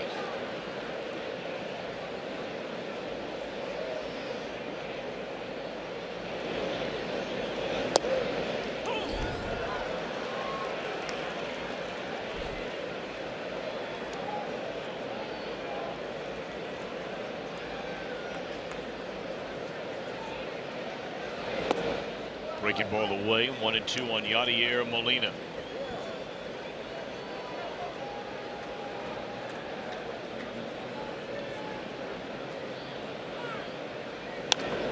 And again, push to the right side. That's easy for Scooter. 2 down. You know, while we have a moment, there's a gentleman here that has touched the lives of so many people in this town. I mean, I don't know if I've ever met a happier guy here in Cincinnati day in and day out than that gentleman right there in the Callaway hat. George Long here at the ballpark with his wife Debbie. He is in the an incredible battle right now for his life. And I know I'm speaking on behalf of so many around this city that he has come into their life in some form or fashion. And Debbie, George, thoughts and prayers are with you. He is one great guy. Great guy.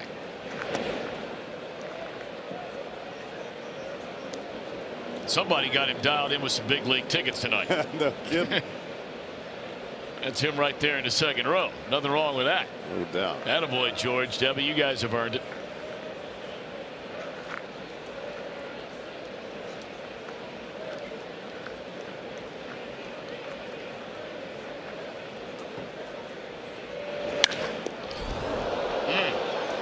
Castillo found it and gets he out at first base. Signaling safe was Martinez over there, and hopefully Castillo's all right. I'm wondering if the Cardinals, you know, Martinez is making a big deal like he's first over there. And you know, Votto moved that toe at the last second here. Boy, is that close. Votto did not initially have that toe on the bag. Oh, they're not going to challenge it. Okay. So the first perfect inning of the night for Luis Castillo.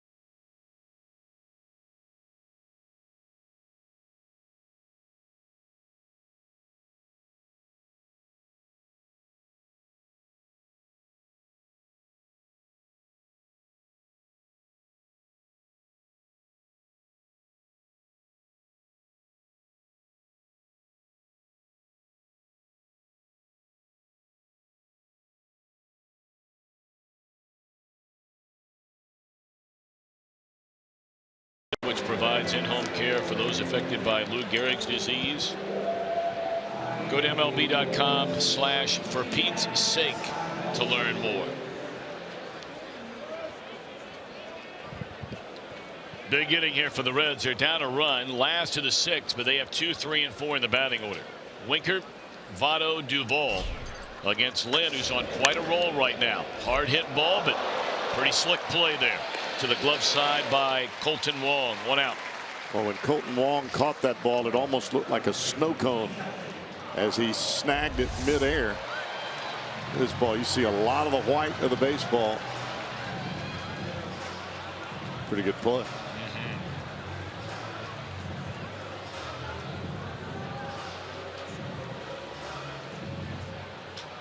Well, Joey Votto, a home run in the first inning to extend his current hitting streak to 10 in a row, in which he's been a .484 batter with just an extraordinary on-base percentage of over nearly 620. 2 home runs, 6 batted in. He's walked 9 times. Look at those numbers.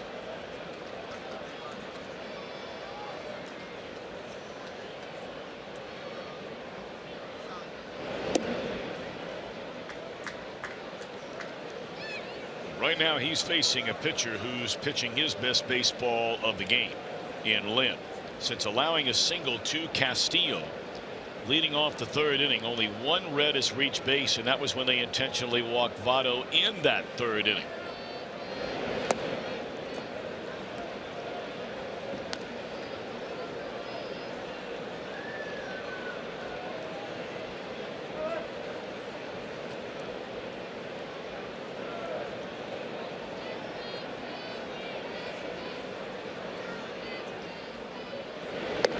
Started 2 and takes away.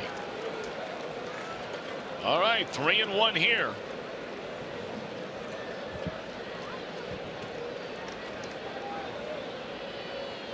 See if Joey can run into another one here in club number 29. Tie this baby up. He'll look at a strike on the outside corner, and I'm wondering if Votto is saying, well, what's the difference between that one and the one before it? Yeah, you watch Votto's setup every time. You talk about a pitcher repeating mechanics. Votto repeats his mechanics every single time. Puts that left foot in the batter's box. He touches the inside corner with his right foot. His right foot is 2 inches behind his back foot.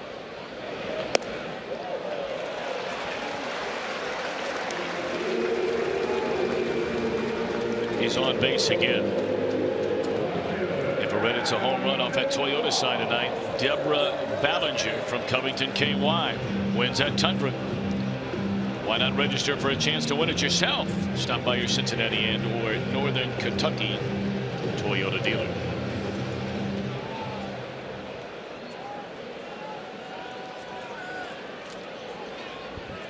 All right, Duvall now representing the go-ahead run.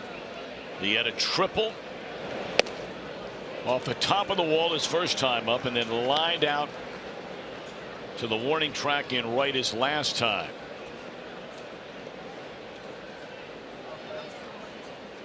Well, Duvall's used to stepping up there with runners on base. In 31 of his last 43 plate appearances, he has had at least 1 runner aboard. And of course, a lot of that lately has to do with Votto. And Billy Hamilton getting on base more frequently.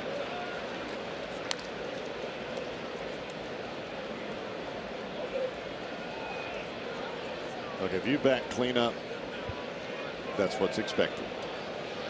You're expected to handle the pressure when runners are aboard and make some contact. Clearly much better numbers. 43 points better with runners on.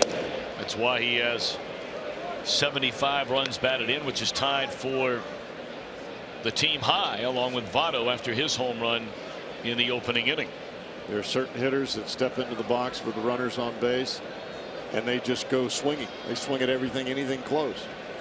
Duvall seems to dial it in even more so than he does with nobody on base, and the numbers would bear that out. Out of the time run at first, 1 away. Zoom ball there by Lance Lynn. It's 2 balls and 2 strikes. Well, he got Duvall to chase a pitch earlier in the count that was elevated above his hands. It looked like he was trying to repeat that pitch, and the ball just got a little bit too high.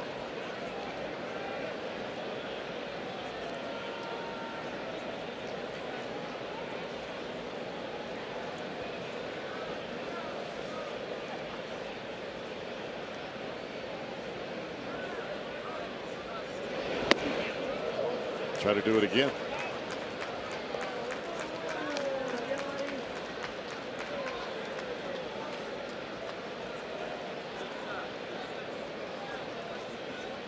See, that's where the four-seamer that's elevated above the hands stays true and has that riding action to it, where a two-seamer starts to come back towards the hitter. As you could see, Duvall looked like he was about to swing, and as the ball started to get closer to him, he held up immediately. Not that time. 4th strikeout for Lynn. See where that ball starts, almost over the right shoulder of Molina, but yet it ends up and in. Stayed on the plate almost in its entirety.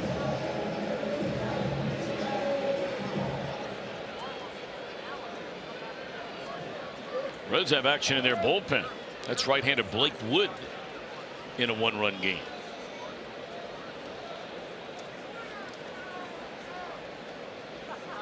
All right, here's Scooter Gennett. Hey, let's not forget now, the last time these Cardinals were in town, that historic night.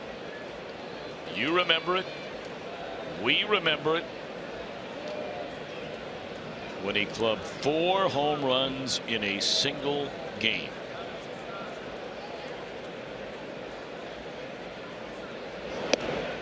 And he takes up an away ball 1.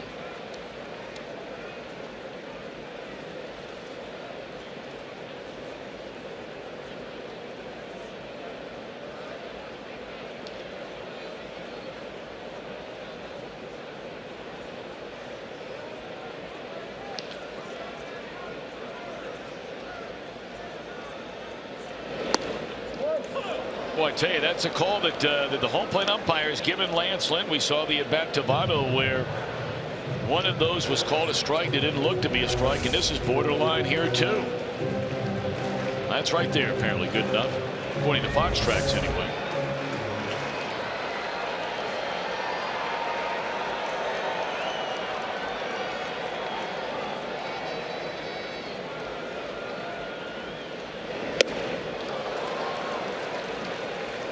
That is expanding the zone perfectly.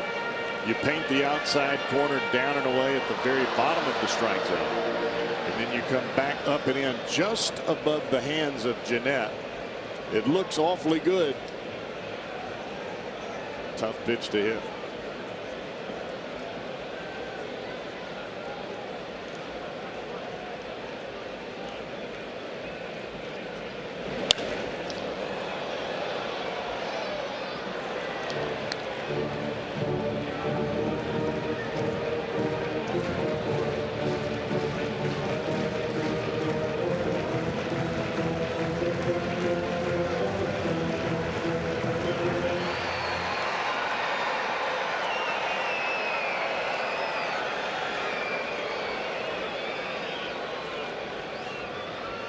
Everything has either been right on the outside corner down and away or up and in to Gennett in this at bat.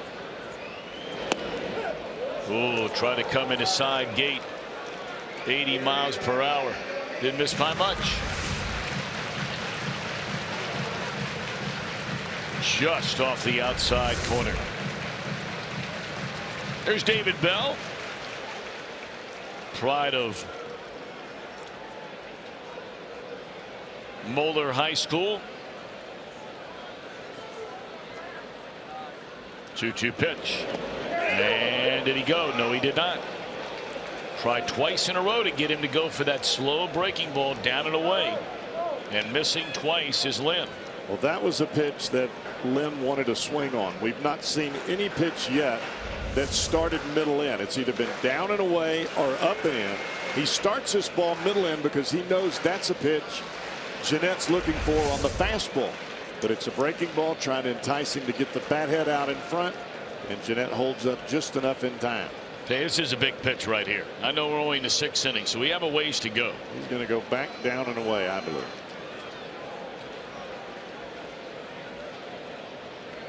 Yep, you called it.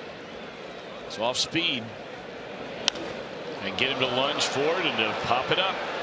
So Lynn continues rolling right here. 2-1, St. Louis in front at the end of 6.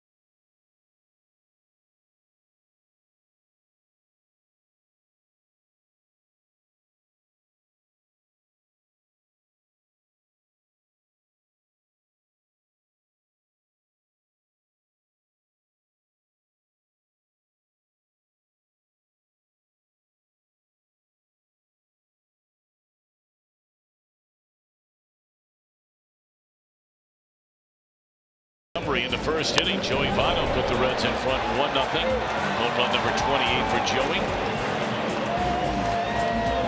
And after working out of trouble the first couple of innings, that would not hold true in the 3rd. A home run by Paul DeYoung with Tommy Pham aboard to make it 2-1 St. Louis.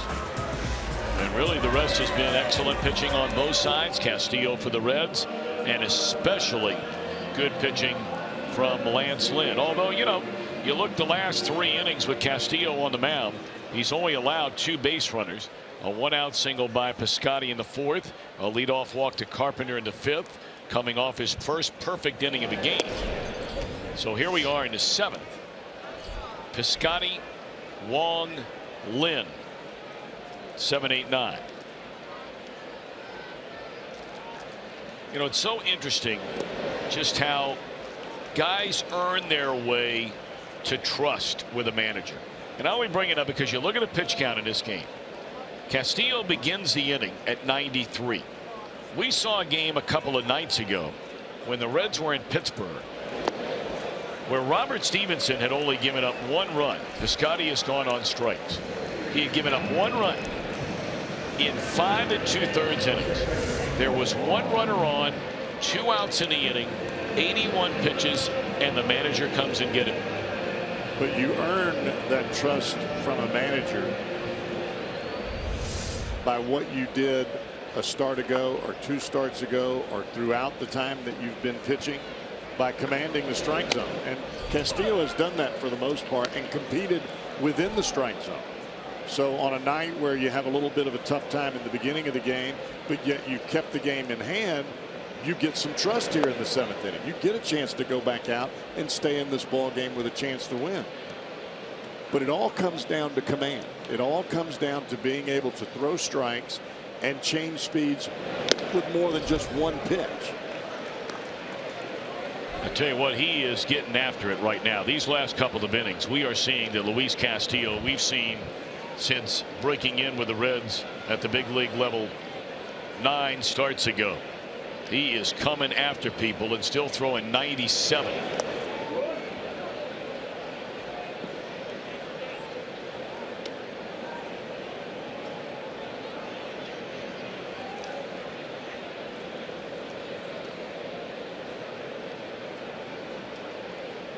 He gets that ball and he's right back at it. Oh boy.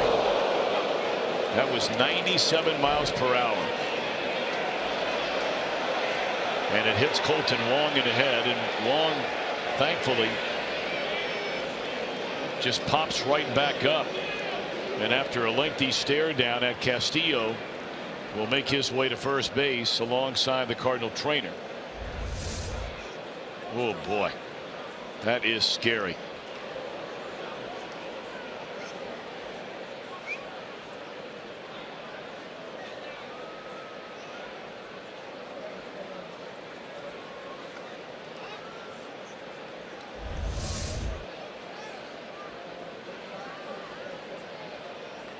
Wong looks like he's more concerned about his helmet than he is himself. He's looking down at the helmet, and he looks up at the trainer and Mike Matheny and says, "I'm all right." Well, I think when you get hit in the head, you're trying to focus and having a conversation. You're just trying to, I'm okay, and just look at the helmet, try to figure out, all right, this is the ear hole, this is the snap, this is the bill.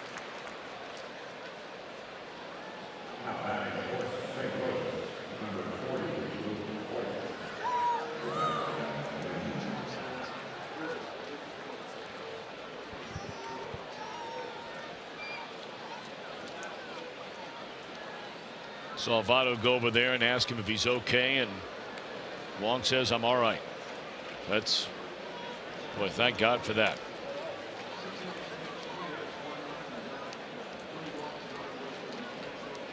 Lance Lynn is being taken out of this game. Luke Voigt, who grew up in and around St. Louis, will come up and pinch hit for Lynn, who threw a beauty of a ball game here tonight. 6 innings, 1 run, and that came in the first inning. Only allowed 3 hits. Castillo's only given up 2 hits.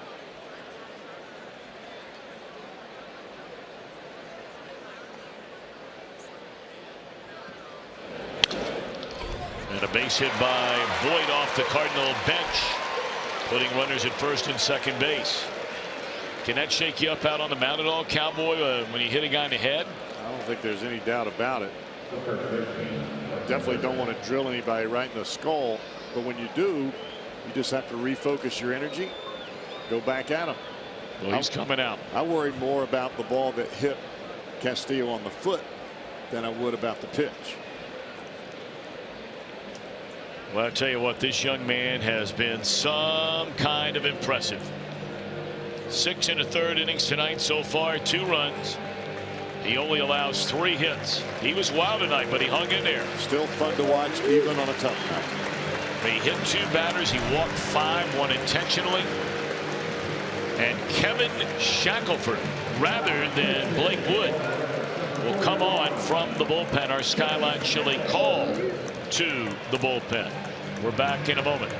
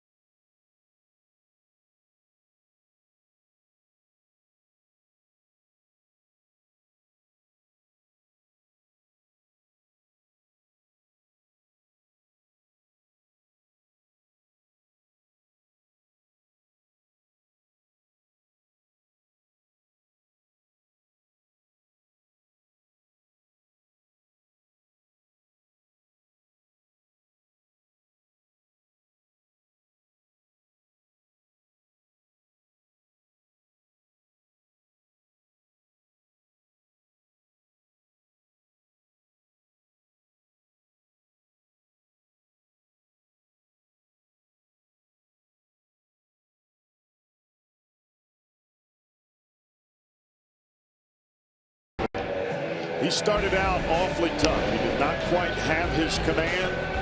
Ball riding up and away from him, running way in. We didn't see the normal pitches down in the zone.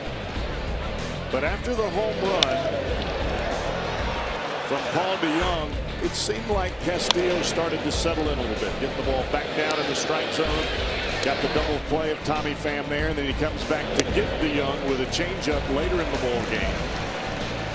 Only gave up one hit after he gave up the home run up until the last batter he faced. Now Kevin Shackelford. Runners at first and second base. See the numbers on Castillo. 5 walks, 1 intentional, hit 2 batters. So those are 7 base runners before you give up anything. And he only allowed the 3 hits. All right, what have you seen out of Shackelford? Great power arm, power slider. The key for Shackelford is trying to slow the game down. Very difficult to do for a young pitcher, especially in this type of situation, this environment against the Cardinals. But you've got to think about just you and the guy that's catching the baseball. Forget about everything else. Execute your pitches. Matt Carpenter, the batter. He's been on base 3 times, hit by a pitch and drawn a pair of walks. You know, the 55 strikeouts through 9 games for Castillo is second most all time by any Red through a player's or pitcher's first 9 games. Only the hard throwing Gary Nolan had more strikeouts. He had 61 through his first 9 career games than the 55 so far from Castillo. And this is coming from a young right-hander in Castillo that's just now figuring out how to throw a breaking ball. 2-1 to Carpenter. Well, there must be something about throwing strikes to Matt Carpenter. Guy's hitting 240. He has a great on-base percentage because he has a very good eye, but he's hitting 240. Now, has he been better than that most of his career? Yeah, but the last 2 years he's not been very good. He's hitting 240. 3-1 on Carpenter. This guy's been walked 3 times and hit by a pitch in a game tonight. Did I mention he's hitting 246?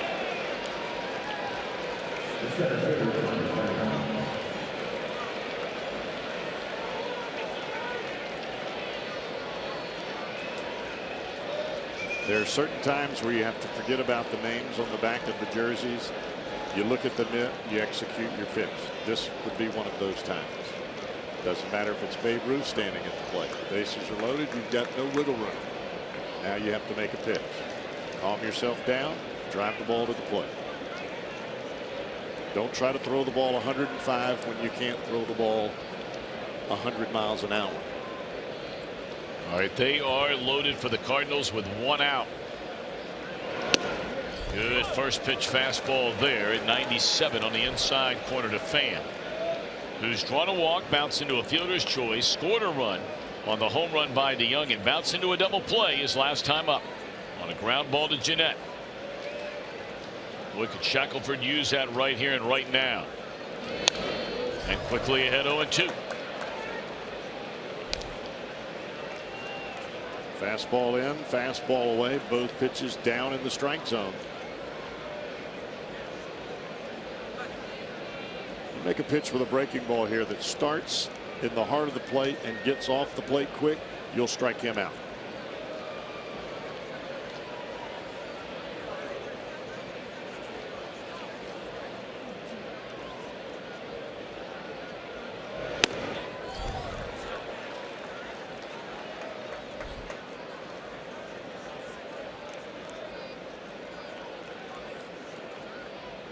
Go up and in to get to this pitch right here. Now you got to execute it.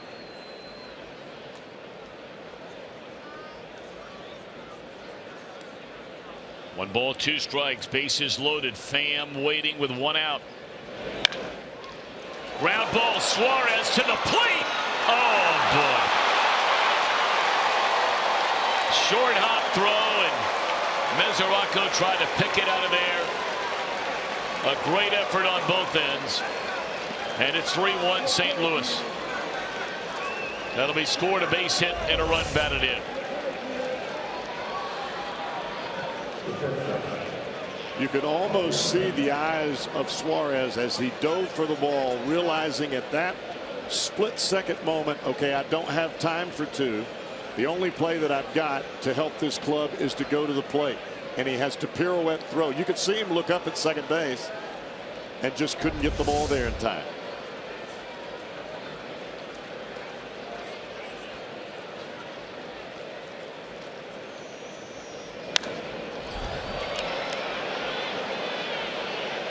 Popped up infield fly rule in effect, and this will be the second out of the inning. So that's a nice bounce back out there for Shackelford. And one more out to go.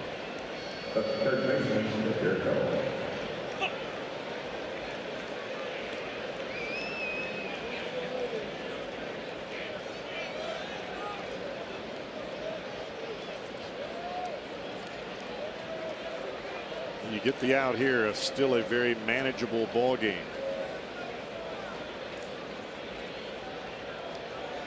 Especially now that Lance Lynn is out of the game. All right, here's Jerko after the pop-up by DeYoung. They're still loaded. Gets away from Mesoraco. To a flip to the plate. The runner is safe for the plate. I don't think that ball ever hit the dirt, did it? I mean, the Reds are obviously going to look at this, but what happened on this pitch? From where we sit, like it just hit in the net and trickled behind home plate. Boy, what a tough way for a couple of runs to score in this inning. I mean, that's just taking a nosedive right in front of Mesoraco and kept that hand turned up rather than coming down. And it just went right by him. They're going to take a look at this, but we'll see.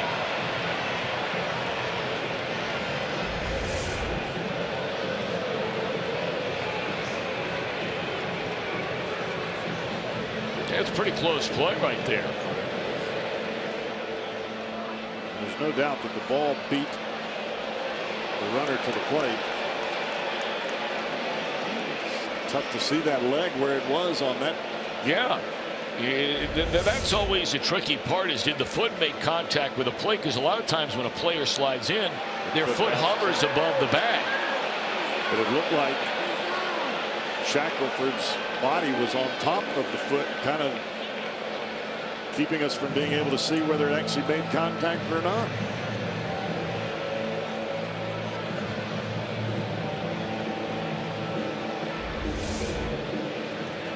Got the catcher's mask in there too.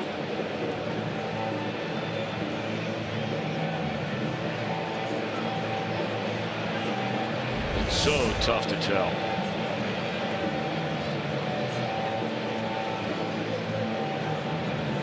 That's worth the challenge if you're the Reds. It's a run.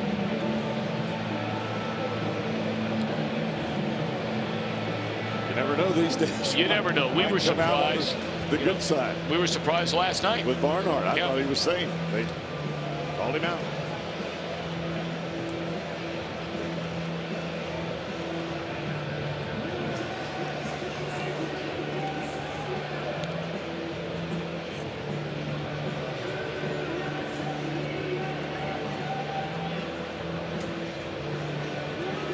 So hard to tell.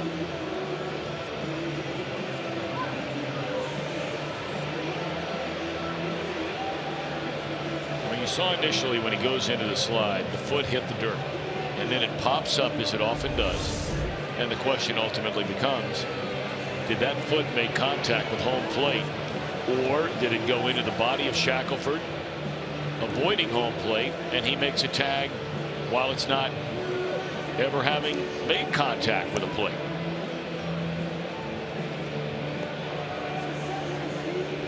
I don't know that you can even tell. That's a tough call, whether you're in the replay booth or whether you're standing there live. Sure.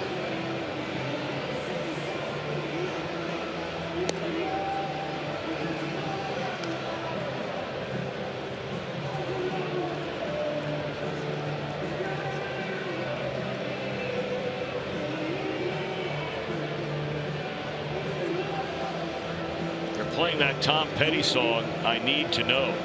We're waiting.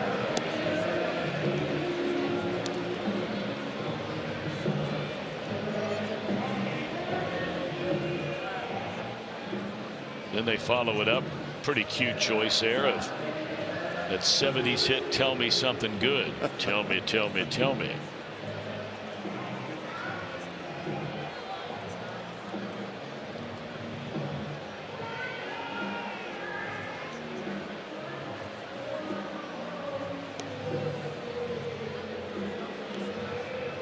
Safe in the plate is a call. So it'll be a pass ball charged to Devin Mesoranko.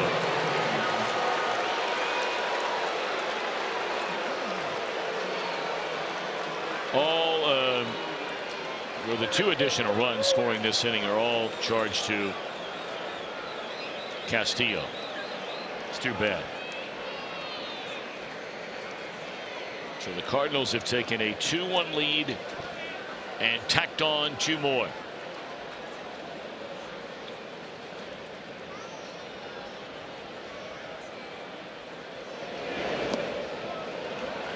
So the at-bat continues for Jerko. What I'd like to know is, on a pitch that gets by the catcher, how is the Cardinal runner at second base not standing at third?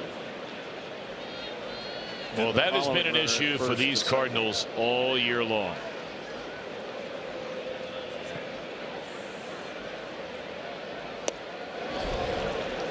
You know, we talked earlier about, you know, certain things that can really make a team look bad, and one of those is bad base running. And we mentioned last night the Cardinals have made more outs on the base paths, almost double the average number of a major league team so far this year. Over 80 of them for the Cardinals, and the average is right around the low 40s. Gone swinging is Jerko. So the Cardinals score on an infield hit and on a pass ball. Reds have work to do, but they have time. We're in the 7th, a 3-run game.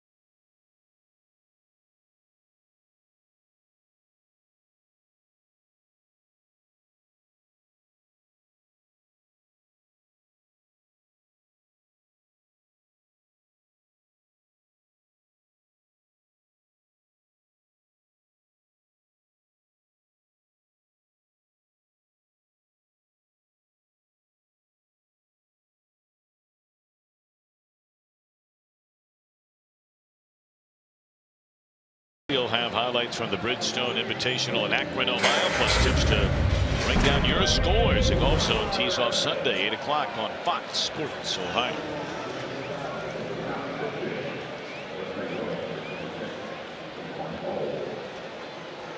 Juan Ho takes over on the mound for the St. Louis Cardinals. So he has 18 saves for this club this season and 21 chances. But working here now in the 7th inning. And that would tell me that Trevor Rosenthal is probably going to be the guy to finish the game. If the Cardinals can hold on to this 4-1 lead.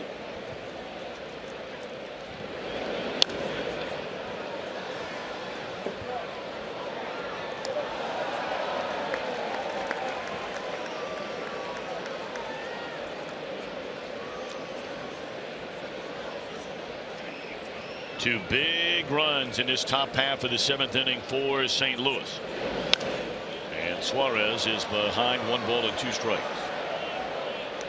You know, really, you look back and perhaps the key at bat in that entire inning is the walk issued by Shackelford when he first came into the game. You know, you had first and second, you had 1 out, and they bring in Shackelford to take over, and he promptly walks Carpenter, which loads the bases. Well, now you're really in trouble. Anything can go wrong, and it did. An infield hit brings in a run. Pass ball brings in a run.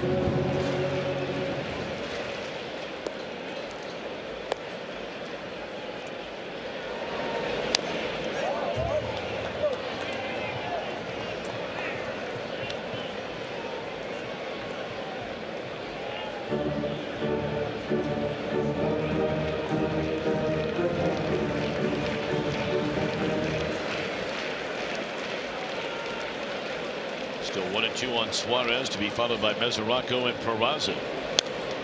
And we'll do it again. Well, I would think if you're Brian Price, Kevin Shackelford, he pitched so well in the closer's role in AAA.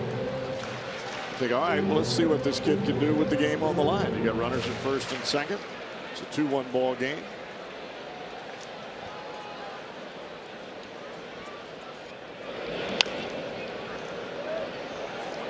DeYoung charging and throws on the run to get Suarez 1 away.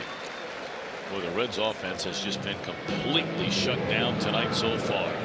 Got the home run by Votto. Duvall followed that after 2 were away in the inning with a triple. Since then, the Reds have 1 hit, and that was by their pitcher, Luis Castillo. It's their only hit since the opening inning. 3 in the game. Now Mesoraco over 2. There were not a whole lot of mistakes in this ball game made by Lance Lynn. And when he missed, he did not miss in the middle.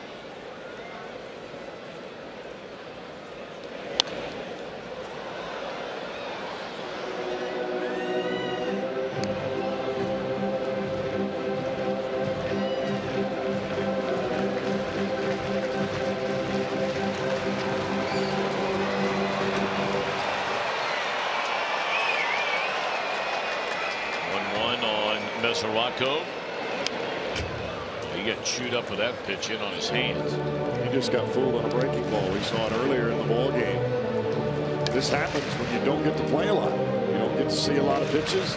All of a sudden the guy spins you a breaking ball and it looks like a fastball in. You're thinking, boy, I got to clear my hips and get my hands through, and the ball's not there yet.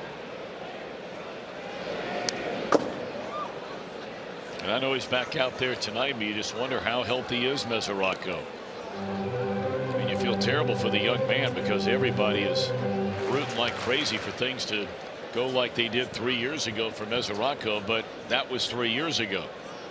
And after all the surgeries to each hip to shoulder, he's out of there swinging and now bothered by a sore knee. Yeah, I think that knee is still bothering him. See almost by the way that he's walking, just not limping, but just favoring that left knee a bit.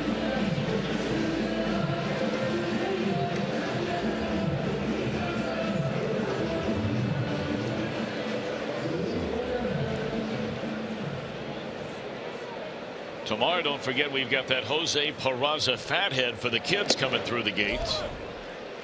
Kids 14 and younger will get that thanks to Graders. For tickets, visit Reds.com. Sure to be a hide on him tomorrow on a Sunday afternoon.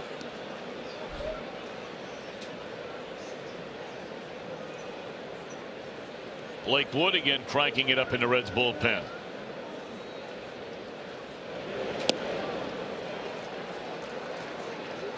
And I would imagine that he will be coming on. Shackelford goes 2/3 of an inning. Even if they don't have to hit for him, you wonder why would they have Wood warming up. Start a clean inning more than likely. We'll see. 1-2. And served into center field. That will be a base hit. Broken bat single. So it is official now. Shackelford out as Barnhart will bat for him.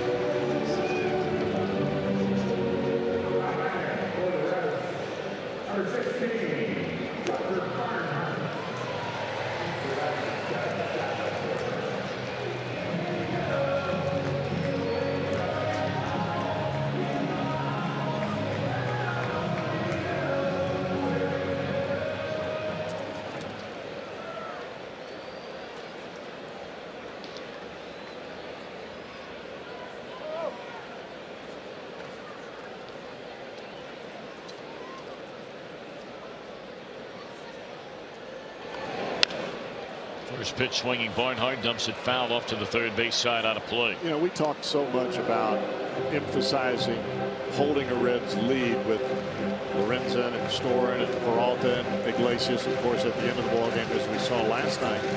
But it's also important to hold a deficit at 2-1 because it gives your team a chance and a little bit of momentum to come back late in a ball game against the bullpen.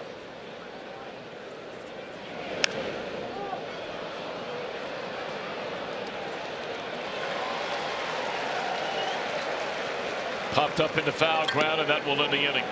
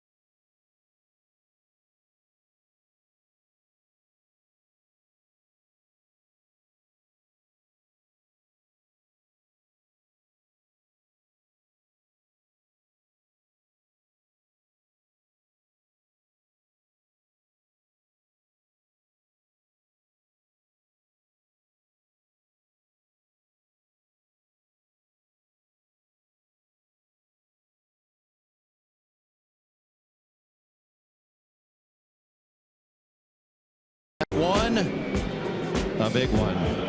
Giancarlo Stanton does it again. Way out of here. League leading 36. Giancarlo Stanton in the ATL.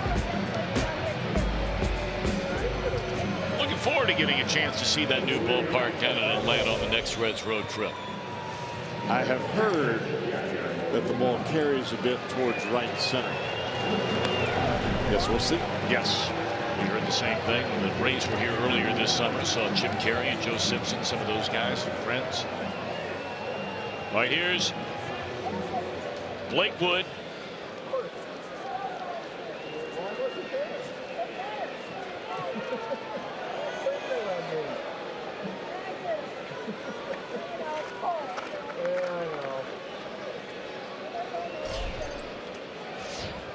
Yadier Molina, the batter. 4-1 Cardinals lead. We're in the 8th.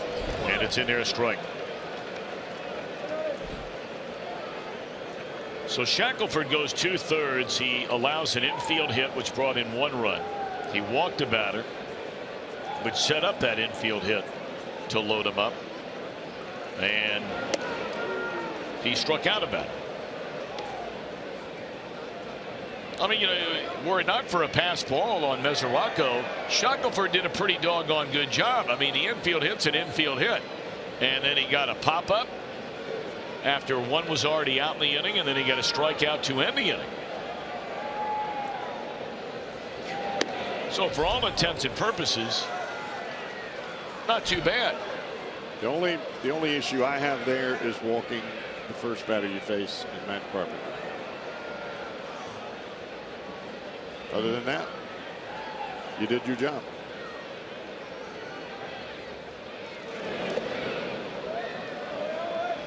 You know, each time Molina comes up,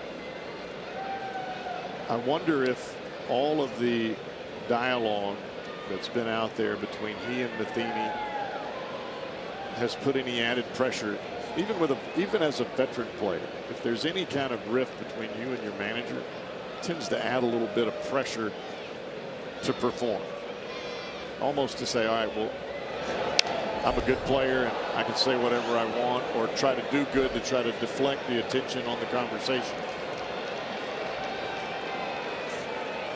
Some of the swings that we've seen from Molina here in just the 4 or 5 at bats, it's not the same kind of Molina swing that I'm used to seeing. And for those of you that weren't with us last night, we really went into great detail about what had happened, but maybe some of you are unfamiliar, weren't with us last night. I mean, the long and short of it is, a little more than a week ago, Mike Matheny was being interviewed by an intern from the St. Louis Post-Dispatch and had made some comments about Molina. He never used the word tired, but it had to do more with giving him a break. And yes, young Carson Kelly is a big prospect in their organization, and that, maybe you want to watch out for a player at Yadi's age and length of time and all the miles on his body and so forth. But he never said the word tired. Never used it. Well, Molina, rather than sitting down with his manager, man to man, face to face, two guys that both have been through the wars in this game. I mean, Matheny was an outstanding player, won multiple Gold Gloves as a catcher. He knows the rigors and the demands of that position. But for whatever reason, and maybe this is where we are in society today, Molina decided to light up his manager on the internet in social media, and talking about how he trains for a full season and even a postseason. He never gets tired. He doesn't wear down, and so on and so forth. It became a huge story in St. Louis. Well, shortly thereafter, after another runner was thrown out on a base path, and a lot of it has to do with bad base running, not bad coaching. But Molina again goes to the internet and goes to social media and posts a picture of the longtime third base coach and former Cardinal player Jose Oquendo, saying, boy, do we miss this guy. Implying there that why did the manager or why did the Cardinals let this guy go? Or reassign him, if you will. That's right. And so, look, for anybody to believe, and they can paint the prettiest picture in the world, for anybody to try and paint a picture that there is not some kind of strife inside that Cardinal clubhouse between the man who is their leader by title in the manager, and boy, his track record's pretty doggone good as a manager since taking over, as is Molina's resume, the leader among the players. How is it ultimately resolved? Matheny still has a couple of years left on a contract. Molina just signed a long-term, huge money contract. So it doesn't appear anybody's going anywhere. It's just not traditionally the Cardinal way to air your dirty laundry, and that's what that seems to be.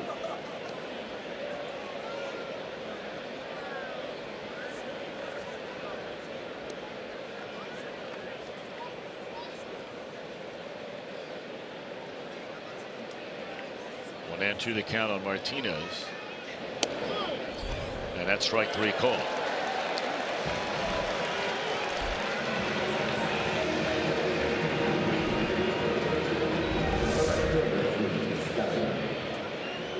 Pitch right there.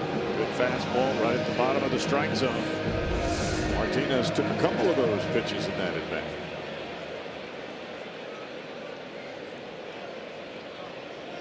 Normally a guy that's quite a bit of a swinger. He didn't swing there. Right, here's Piscotty.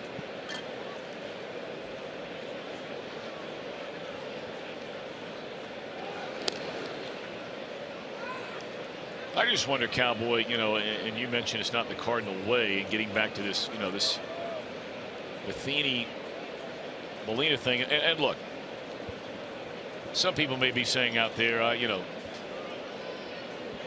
Brenneman, you sound like an old man. I don't think at 53 that's an old man. You might look at things differently than a 23-year-old. I certainly hope I do.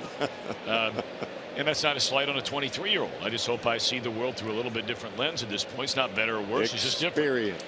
But I still just can't believe that we've reached a point in time where you can't look somebody in the eye and talk to them face to face anymore. We become so, you know, device.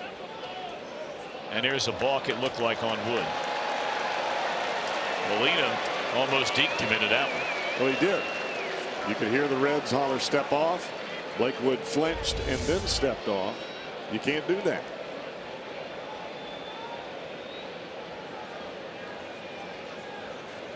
So Molina moves into scoring position. And I'll just ask this question and shut up. I mean, are we at a point now where that's the only way we're going to communicate, and especially that's the way we're going to come after our bosses on social media? It's 2 away in the inning. I mean, I don't think that's being old-fashioned. I can't think of too many other occupations where you go on the internet or go on social media and you pretty much show up the person who's your boss, and you've got a job the next day.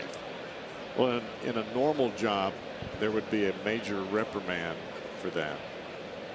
But in a normal job, you don't have a 3 or 4 year guaranteed contract that nobody can do anything about. There's nothing they can do to Molina. What are they going to do? Hey, son, we'd like to come in and sit down for a minute. Whoop-de-doo. You got a long-term contract in baseball, you are Teflon.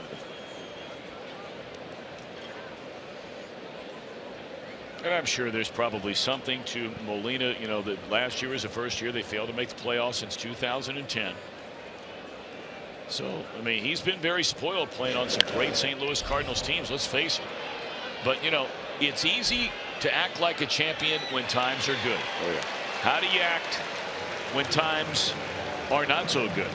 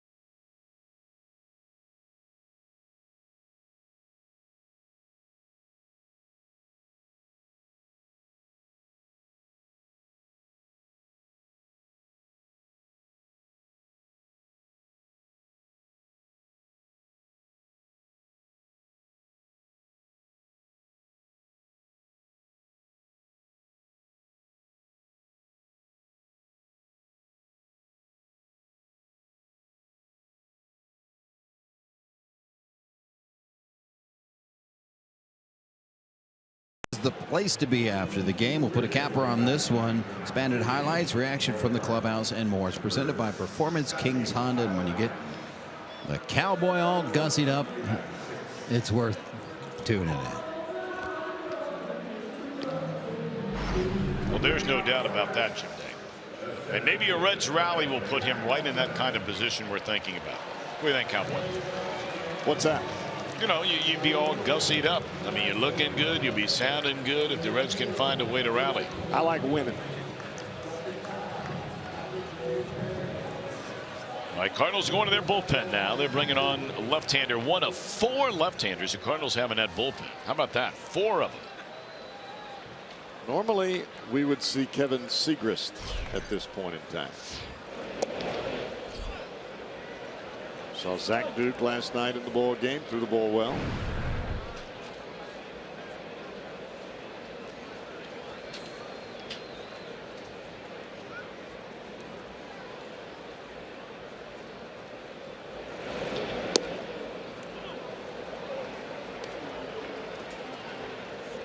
Richard takes over in left field. So Martinez is out. And here we go in the bottom of the 8th inning. Top of the order for the Redlegs. That'll be Billy Hamilton, then Jesse Winker, a left-handed batter. Votto, of course, a left-handed batter.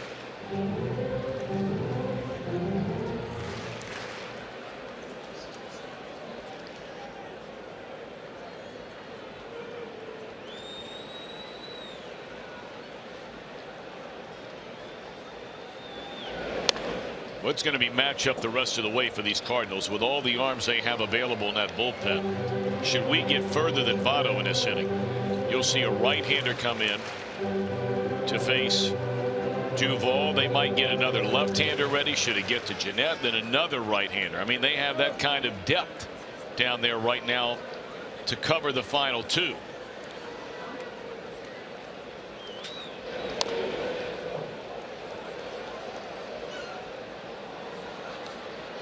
Right now for the Reds, their main focus is making that happen. And you started right here. Even though you're in an 0-2 count, you get Hamilton aboard, you start to create a bit of anticipation for the next guys that follow, whether it's Winker or Votto or on down the line. 0-2 the count. And just to the right of our booth.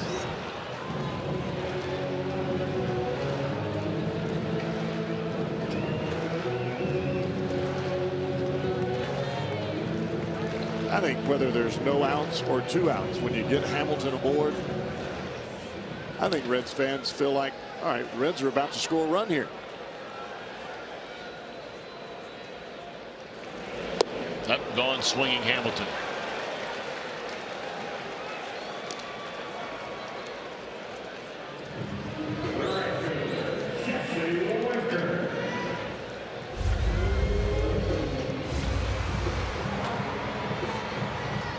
Let's see if Winker can get something started. Lance Lynn with the front 6, allowed 3 hits and a run. 1-0 took over in the 7th and allowed a 2-out single to Peraza, but got the final out with no damage. And now Lions 1 out into the 8th. For the Reds, Castillo charged with 4, 3 earned. Even in a game where he leaves right now as a pitcher of record on the losing side, showed a lot of moxie on a night where he clearly had far less than his best. Walking 5, hitting 2, but he only allowed 3 hits. And when he left, it was a 2-1 game. It never appeared throughout Castillo's appearance here tonight that he was not in control of the game. He may not have been in control of a lot of the pitches, but it never appeared that he was not in control of the game. And I think that has to do with attitude and presence on the mound and the ability to throw strikes when you have to throw strikes. Winker so far in his very short major league career has 6 at-bats against left-handed pitching. He has 1 hit.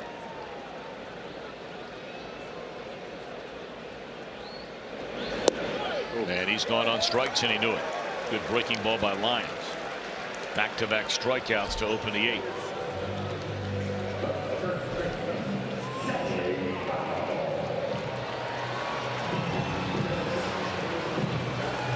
He would have to think if you're Joey Votto watching the at-bats from Jesse Winker, another left-handed hitter in front of you, you're probably going to see very similar pitches.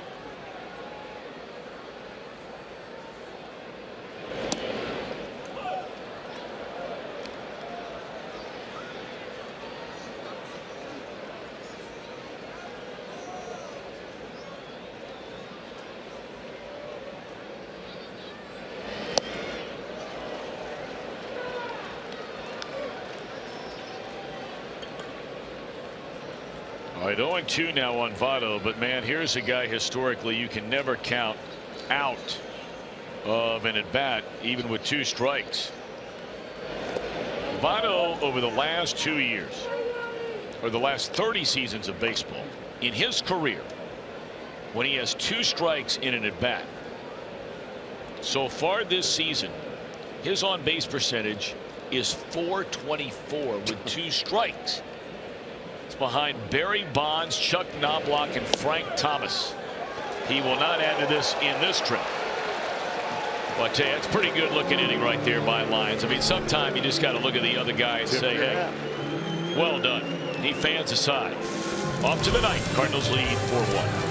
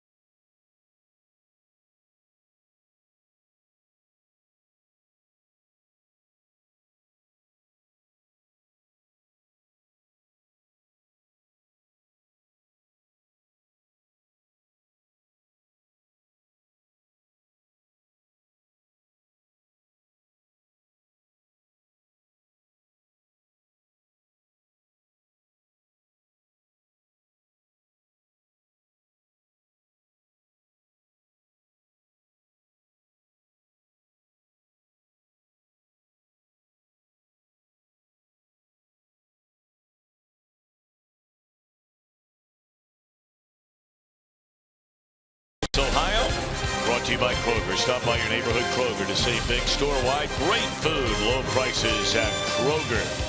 By Cincinnati USA Regional Tourism Network. Stay close to CincinnatiUSA.com. And by Toyota. For over 30 offers, visit buyatoyota.com. Toyota, let's go places.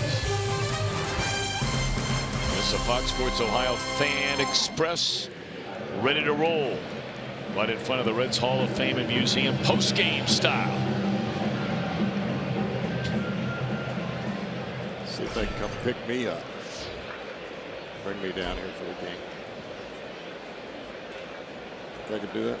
They can pick you up over at the Starfire cabin. That would be large. Be quite large. Starfire, it's a brand new sponsor of the Reds. They're out by the bullpen out there.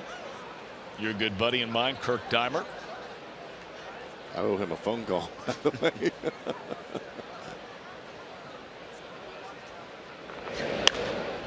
It's great to have them on board as it is all the others. No doubt.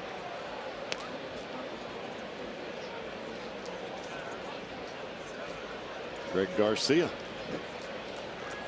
Garcia batting for the pitcher Lyons, who was spectacular in the just completed bottom of the 8th inning, fanning the side. Garcia trying to bunt his way on, fouls it off. Second inning of work for Blake Wood. He walked the first batter he faced when he came on in the 8th, but retired the next 3. Told you the Cubbies won. Pirates are losing in a 7-3 to San Diego. The Brewers are in interleague play. They're taking on the Tampa Bay Rays. And there's strike 3. And the Brewers earlier won 3-0. So no changes in the top 2 spots. A half game behind. Milwaukee looked like they were in a straight free fall. And then all of a sudden, in the last week, they started to pull it together a little bit. They beat these Cardinals 2 out of 3. They've gone into Tampa Bay, won a couple of times. So the Brewers have now won 3 straight and 4 of their last 5.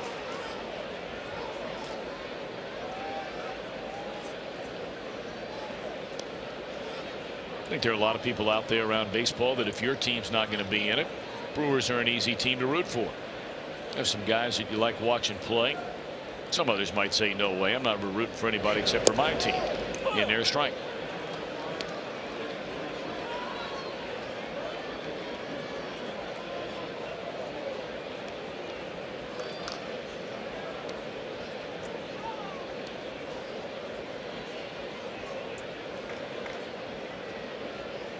Carpenter's been hit by a pitch, walked.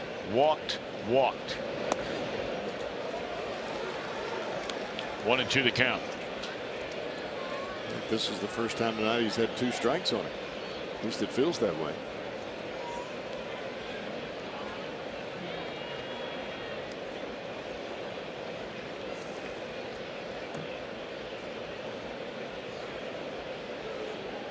For those of you not with us at very first at bat of the game, as he is blown away by a Blake Wood fastball there. And he took one right in the ribs or the kidney from Castillo.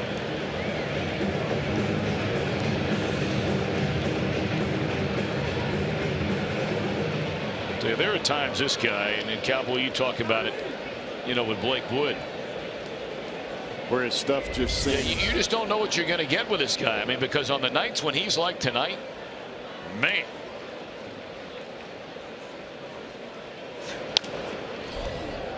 Well, I think what you would like to have is this type of pitching performance in a ball game that's 1-1 or 2-1. You want to have your best pitching performances when the game is close or the game's on the line, not when it's out of hand. I think that every manager would like to have a guy coming out of the bullpen that they know they can count on consistent performances when the game's on the line.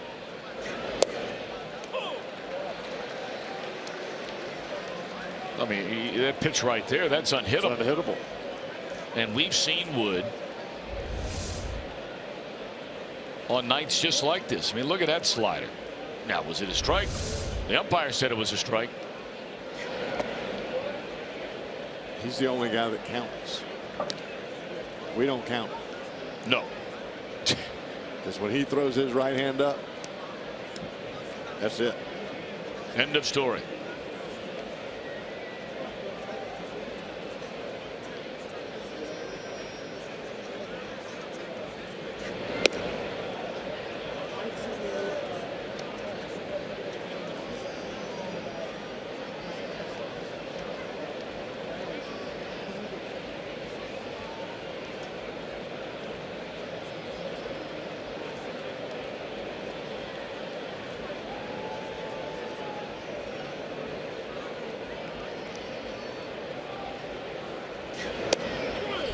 And that strike 3 called. How about Wood? He strikes out the side.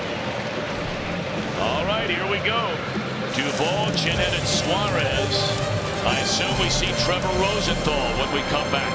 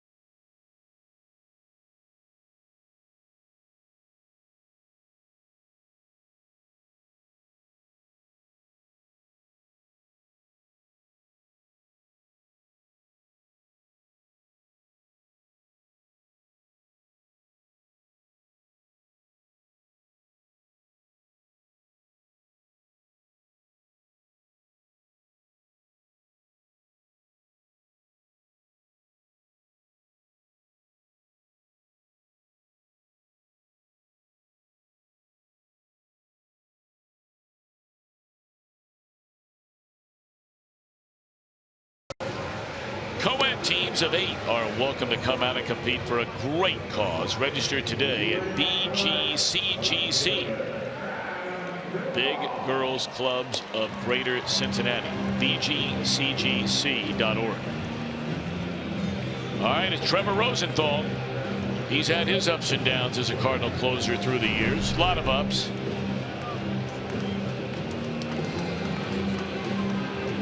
But man, is he taking the heat from a lot of the fans there in St. Louis. From the ones that got away. It's part of being the closer. They love you when you get them out. They hate you when you don't.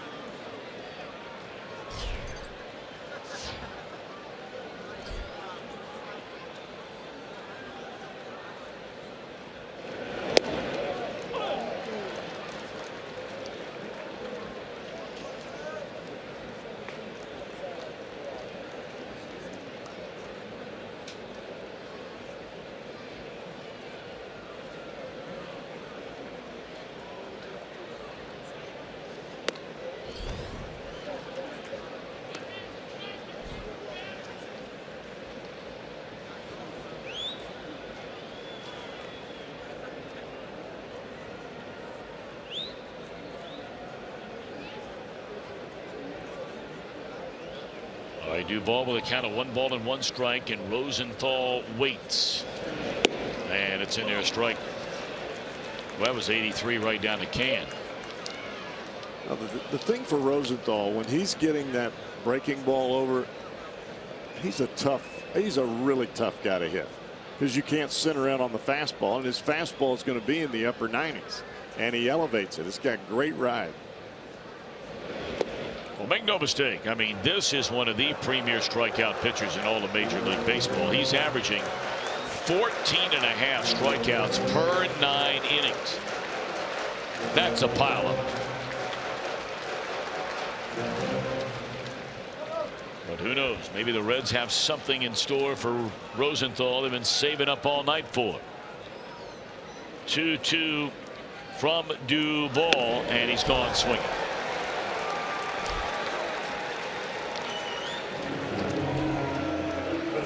You have the ability to ride the fastball where this pitch is,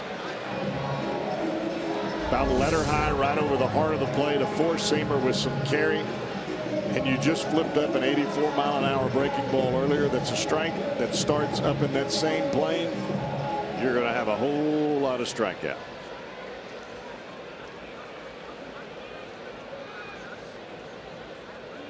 Scooter Gennett, the batter.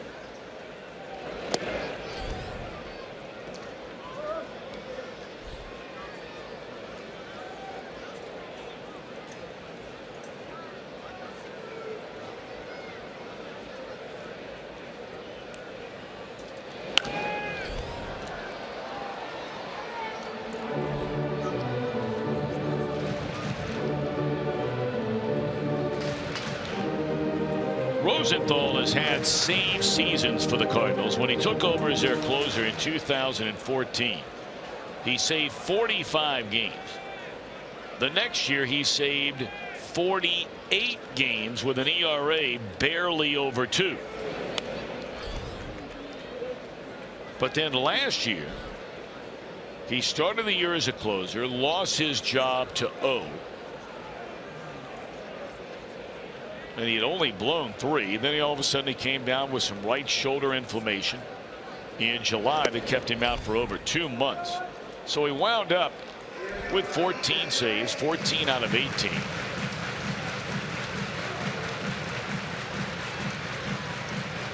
But this guy's had some very, very good days as a Cardinal, and it's hard to believe he just turned 26. This guy was in the big leagues as an extremely young man. And there's a walk to Gennett, the 639th player taken in the June 2009 draft. 21st round, 639th pick.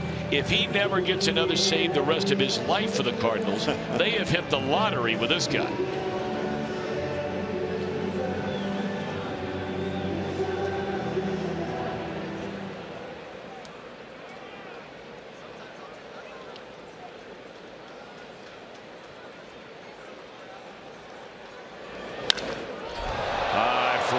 ball straight away center field. Pham will have room. And the Reds are down to their final out.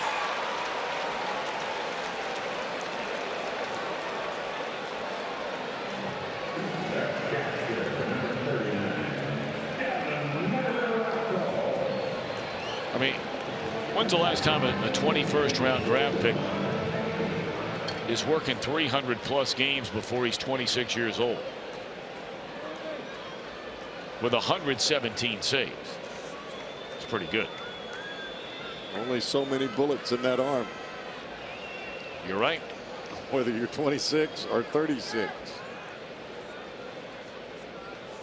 Right now, Mesoraco, and he's down a strike.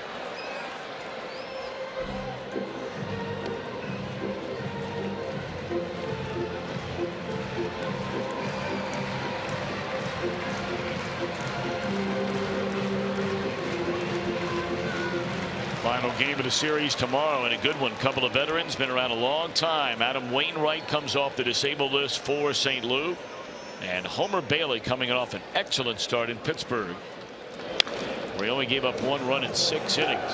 It's a 1:10 start tomorrow. We'll have it for you right here on Fox Sports Ohio. The Reds Live getting underway at 12:30. There are tickets available.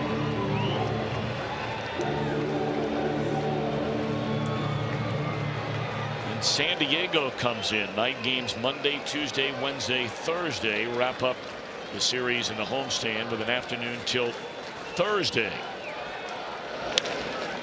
Ground ball. And the tying run's going to come to the plate. That ball skipping by Dion. And that'll be a base hit for Mesoraco.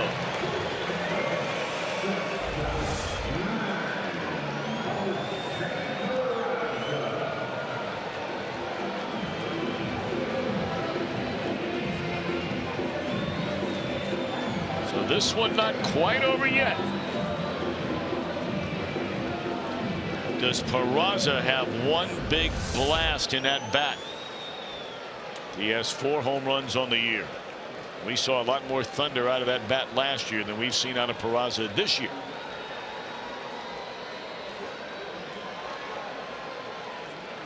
Peraza 1 of 3 and a broken bat single to center. Last time up, there's a pop up down the line. This has a chance to fall in. Foul ball.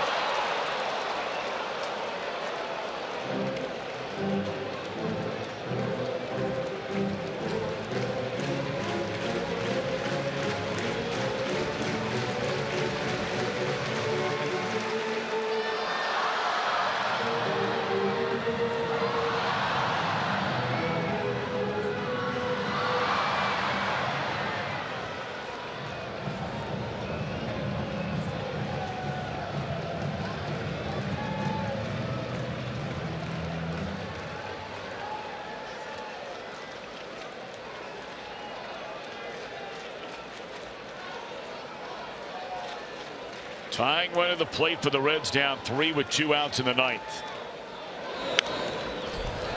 That fastball ran in on his fist. And Molina had set up down and away, and that ball ended up and in.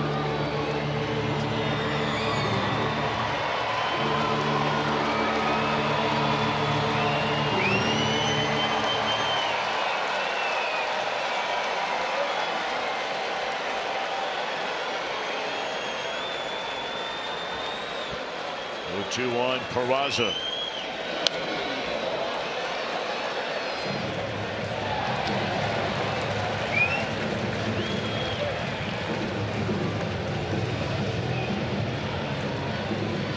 That little fella waited to 2 outs in the 9th to get that baseball.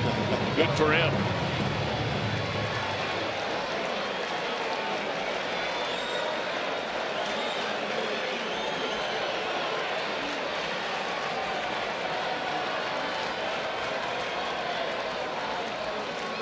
Again, the 0-2 on Jose Peraza. And it's shot down the right field line. And another foul ball. Oh, doctor, would that have been interesting? He's had 2 flares down the right field line that were just a couple of feet foul.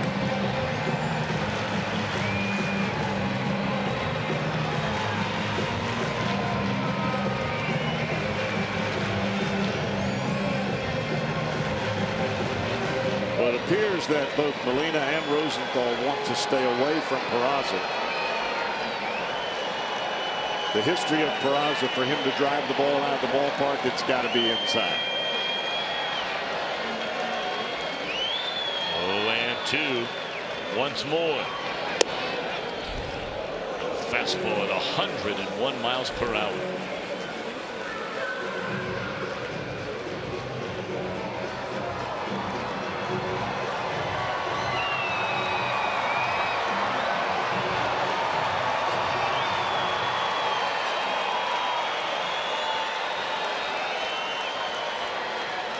One ball and 2 strikes on Peraza. He is the tying run with 2 outs here in the last of the 9th inning. Good eye there. 2 balls, 2 strikes.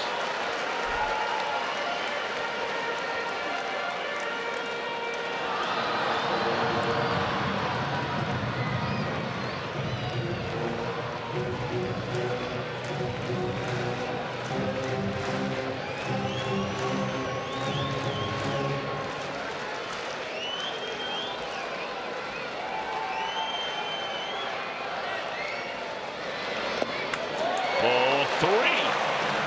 Well, we have not seen this much patience out of Peraza. I'm not sure that it's bad all year long. Good for him. Let's see if he can cap it off with a knocker and find a way to get on. This is where Cardinal fans have had their issues with Rosenthal. Just a little too interesting at the end of the ball game. All right, 3-2. Runners go. Here it comes. And we'll do it once more.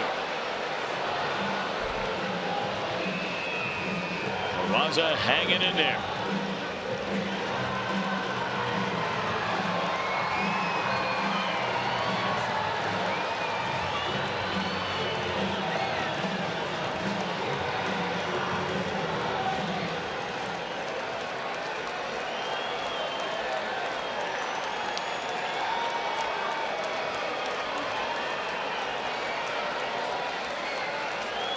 Three balls, 2 strikes again to Jose Peraza. And a bouncer to the left side. Throw's going to go to first, and they got him to end the game. Bang, bang play. Peraza runs well, but a good throw by DeYoung, and the Cardinals have even this series at a game apiece. And here you get a look at it. Yep, he's out.